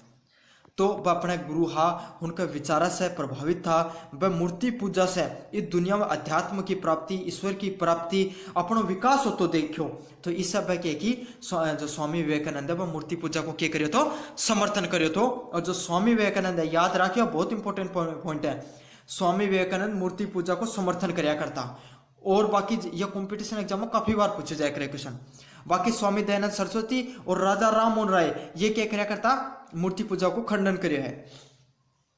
स्वामी विवेकानंद है ये एकेश्वरवाद ने भी मान्य करता और बहुदेववाद ने मान्य करता है, ये दोनों नहीं मान्य करता। लेकिन मूर्ति के अलावा स्वामी विवेकानंद मूर्ति पूजन तो मान्य करता, लेकिन समाज में फैली अंधविश्वास और पाखंडवाद को क्या कराया करता, विरोध कराया करता। जय मान लो जो कर्म कांड को नहीं यज्ञ होगा, बलि देनो, हर चीजें गलत मान्या करता है ये सब। साथ के साथ ईश्वर की श्रद्धा व भक्ति में ईश्वर प्राप्ति करने को तो वह साधन मान्या करता कि भाई ईश्वर में अगर श्रद्धा रागोगा भक्ति करोगा तो ईश्वर ने प्राप्त कर सको। ठीक है, अब बात करना पश्चिमी संस्कृति की आलोचना। स्वामी विवेकानंद है ये पश्चिमी संस्कृति है जो अंग्रेज अपने देश के अंदर लेके आया। हुण संस्कृति का है ना उनका ना भारत के लिए बहुत बुरा मान्या करता। उनको मानो यही तो उस संस्कृति के अंदर कोई भी नैतिक आदर्श को नहीं हुए हैं। अगर थे भारतीय संस्कृति का जो नैतिक आदर्श को त्याग नहीं करना चाहते हो, जो स्वामी विवेकानंद है उनको जो भारतीय संस्कृति है जो अध्यात्म की संस्कृति रही है ना, जो प्राचीन संस्कृति रही है वो अध्यात्मवाद और प्राचीन संस्कृति को बहुत बड़ा भक्त था। वह उनका जो मूल सिद्धांत है वह नैतिक सिद्धांत है जो भारतीय संस्कृति का उन्हें कदे को छोड़ना चाहा था। और उनको यही मानना है कि अगर थे कोई दूसरी संस्कृति न मानो हो तो भी उनको थे सिर्फ उनका आधुनिक विचार नहीं मानना चाहिए, बाकी विचार अपना जो भारत की मूल सभ्यता है उन्हें मानना चाहिए। एक आधार पर पश्चिमी जो संस्कृतियों को विरोध करे तो हाँ, सामाजिक जीवन का मूल आधार धर्म, मतलब जो स्वामी विवेकानंद के मानियो अगर कोई भी व्यक्ति ने अगर अपना सामाजिक जीवन से ऊपर उठना है, सामाजिक जीवन में मतलब शिक्षित होना है, समाज में ऊपर उठना है, तो उसका अंदर हमेशा धार्मिक होना बहुत जरूरी है। धार्मिक उनको अर्थ ये को नहीं कि सिर पर बबूत लगा के थे सारा दिन भक्ति करता रही, यो को नहीं है। धार्मिक व्यक्ति उनको अर्थ यो ही है कि थे क्रमिक रूप से हमेशा ऊपर उठो, कर्म बढ़िया करो, मानवतावाद की बात करो, झूठ मत बोलो, अगर थे व्यापारी हो तो झूठ व पाखंडवाद या गलत कार्य मत करो। सारा दिन पूजा करने की कोई जरूरत को नहीं थे, अपना थारा कर्म सही होना बहुत जरूरी है। और उनको के मानो भारत में सामाजिक सुधार करने के बजाय धार्मिक सुधार करना चाहिए। बिल्कुल सही बात है उनकी। अपना समाज के अंदर जिस टाइम पर स्वामी विवेकानंद था उस टाइम में धार्मिक सुधार करने की बहुत ज्यादा जरूरत थी, क्योंकि जितनी भी रूढ़ियां व प्रथा थी बस सारी की सारी धर्म का आसपास ही थी। सामाजिक आधार पर जो सामाजिक सुधार जल्दी उसको तो, क्योंकि जब आर्थिक धार्मिक सुधार हो तो, क्योंकि सारा लोग हैं, समाज को हर वर्ग है वो धर्म से जुड़े हुए हैं। अगर धर्म के अंदर सुधार होगा तो समाज के अंदर सुधार ऑटोमेटिक हो जाओगा। जय मान लो आज का टाइम अपने समाज के अंदर जो महिला शिक्षित करण को, जो धर्म के अंदर महिला शिक्षित करण को गलत कौन माने जाओ, ठीक है, वो सुधार होगा। जो सती प्रथा जाएगी प्रथा वह खत्म होगी, ठीक है, महिला बराबर से अधिकार मिलेगा। तो आप देखो समाज के अंदर ये महिला बराबर अधिकार ऑटोमेटिक मिलने लगा, समाज के अंदर तो अब ऑटोमेटिक प्रगति होनी शुरू हो गई है। तो यह स्वामी विवेकानंद की बहुत बढ़िया बात है। उन्होंने यह बात कही कि सामाजिक सुधार करने की ज्यादा जरूरत को नहीं, सबसे पहले तो धार्मिक सुधार करो, सामाजिक सुधार तो ऑटोमेटिक अपना आप हो जाओगे, क्योंकि हर व्यक्ति धर्म से जुड़े हुए हैं और हर व्यक्ति की धर्म पर आस्था हुआ है। धर्म में कोई बात खदी तो व्यक्ति वो व्यक्ति ने आंख मूंद के भी मान सका है। इसलिए सामाजिक सुधार का बजाय आर्थिक धार्मिक सुधार करना चाहिए। अब लास्ट पॉइंट की तरफ बढ़ांगा। स्वामी विवेकानंद को द्वारा जो वेदांत संबंधित विचार दिया गया वह क्या था। देखो, जो अब कोई भी व्यक्ति है जो स्वामी विवेकानंद बथान बेरो सन्यासी है, राजनीतिक विचार तो था नहीं, तो बस जो दार्शनिक और आध्यात्मिक जो चिंतन कराया करता, मतलब जो ईश्वर का बारे में के सोचा करता, धर्म का बारे में जो चीज सोचा करता, उनको जो कृति लिखी उनको पर के नाम दियो, वेदांत दर्शन नाम दियो। उनको आधार के रखो, जो भी उनका विचार था उनको के नाम रखो, वेदांत दर्शन रखो। वेदांत दर्शन एक अया को समाज को निर्माण करना चाहो जिसमें सारा धर्म, सारी जाति, सारा वर्ग को क्या हो तो ऊपर उठाओ तो विकास हो तो, मतलब जो समस्त वर्ग के संघर्षों को दूर करके मानव जाति का बहुमुखी संपूर्णता स्तर तक पहुंचाना चाहते थे। मतलब हर वर्ग को क्या है कि संपूर्णता विकास होना चाहिए समाज के अंदर, नीचे से लेके ऊपरला वर्ग तक सारा का सारा वर्ग है वह क्या है आगे बढ़े। वेदांत दर्शन में वह बताई कि मेरो वेदांत है ना ऐसा ईश्वर में विश्वास कौन करे जो सर्वग में तो आनंद, जो सर्वग में तो मुझे आनंद देगा पर इस जगत में मुझे रोटी भी नहीं दे सकता है। बहुत बढ़िया बात कही कि मैं अया का धर्म की बात कौन करूं, जो मतलब अया की बात करे कि सारा दिन थे पूजा पाठ करता रहो, 2 रुपया नहीं कमाओ, थारे जिससे धार्मिक विकास तो जा, मतलब आगे जाके आए की बात कहता सर्वोग की प्राप्ति हो जाओगी, लेकिन इस जगत में थे भूखा बैठे हो, रोटी नहीं मिल रही थी, तारो परिवार भी कौन पाल रहे हो। मतलब बस सीधी सीधी बात है, कर्म के अंदर विश्वास किया करता। उनको यही मानो तो कि थाने भक्ति से ज्यादा कर्म पर विश्वास रखना चाहिए। वेदांत जो धर्म थो उसका मुख्य आधार क्या था, पहले क्या है मानव की वास्तविक प्रकृति ईश्वरीय है। मतलब उनको यही मानो तो जो ईश्वर है, जो मानव ने, जो इस दुनिया में जो जितना भी व्यक्ति है, मानव जाति है, इनकी के द्वारा मनाया गया है, भगवान के द्वारा मनाया गया है। दूसरी बात क्या कही गई कि जो मानव जीवन है उसको जो लक्ष्य है वो क्या होना चाहिए, ईश्वर की प्राप्ति होनी चाहिए, मतलब भगवान ने प्राप्त करने को सबसे प्रमुख लक्ष्य होना चाहिए। और वेदांत धर्म को तीसरा मुख्य जो पॉइंट के थो वो क्या तो समस्त धर्मों के मूल लक्ष्य समान है। सारा धर्म का जो मुख्य पॉइंट पर कहीं समान ही यह बात करी गई। अब उसके बाद में क्या बात करना था, जो वेदांत धर्म उसके द्वारा क्या निष्कर्ष करेगा भाई। वेदांत धर्म को उद्देश्य सिर्फ यही थो कि भारत है, भारत के अंदर जातिवाद है, धर्मवाद है, वो खत्म हो जा, भारत शिक्षित और आगे बढ़ना चाहिए, ठीक है। सारी दुनिया का अंदर भारत को जो लुप्त मतलब खत्म हो चुके गौरव वापिस फैल जावा है। साथ के साथ मानव जाति के कष्टों व संघर्षों को शांति देने वाला दर्शन विकसित किया जाए। साथ के साथ मतलब यही बात करी कि सारा धर्म में आपस में कट्टरता का आधार पर लड़ाई करता रही, बस सारी चीजें तो खत्म हुई, सारा व्यक्ति ही इस दुनिया के अंदर बस शांति का साथ ही दुनिया में रहे। यहाँ को एक धर्म को निर्माण होना चाहिए, वो कौन सा तो वेदांत धर्म। अब आखिर में वेदांत धर्म का निष्कर्ष पर बात करा तो स्वामी जी के अनुसार वेदांत सन्यासी और चिंतनशील दार्शनिकों का दर्शन मात्र नहीं था बल्कि भारतीय संस्कृति का दर्शन था। मतलब यही बात कौन करी गई कि भाई के अंदर सिर्फ यही कौन तो कि सारा सन्यासी चिंतनशील व्यक्ति और दार्शनिक व्यक्ति के अंदर धर्म के अंदर आम वेदांत दर्शन के अंदर, बल्कि यह भारतीय संस्कृति और आम मनुष्य को जो दर्शन थो, ठीक है। यो तो स्वामी विवेकानंद की एक टू जेड जितनी भी बातें ना बस सारी की सारी थानी क्लास के अंदर करवा दी गई हैं। सारा क्लास देख लियो और नोट्स जब PDF डालो इन पढ़ लियो। धन्यवाद।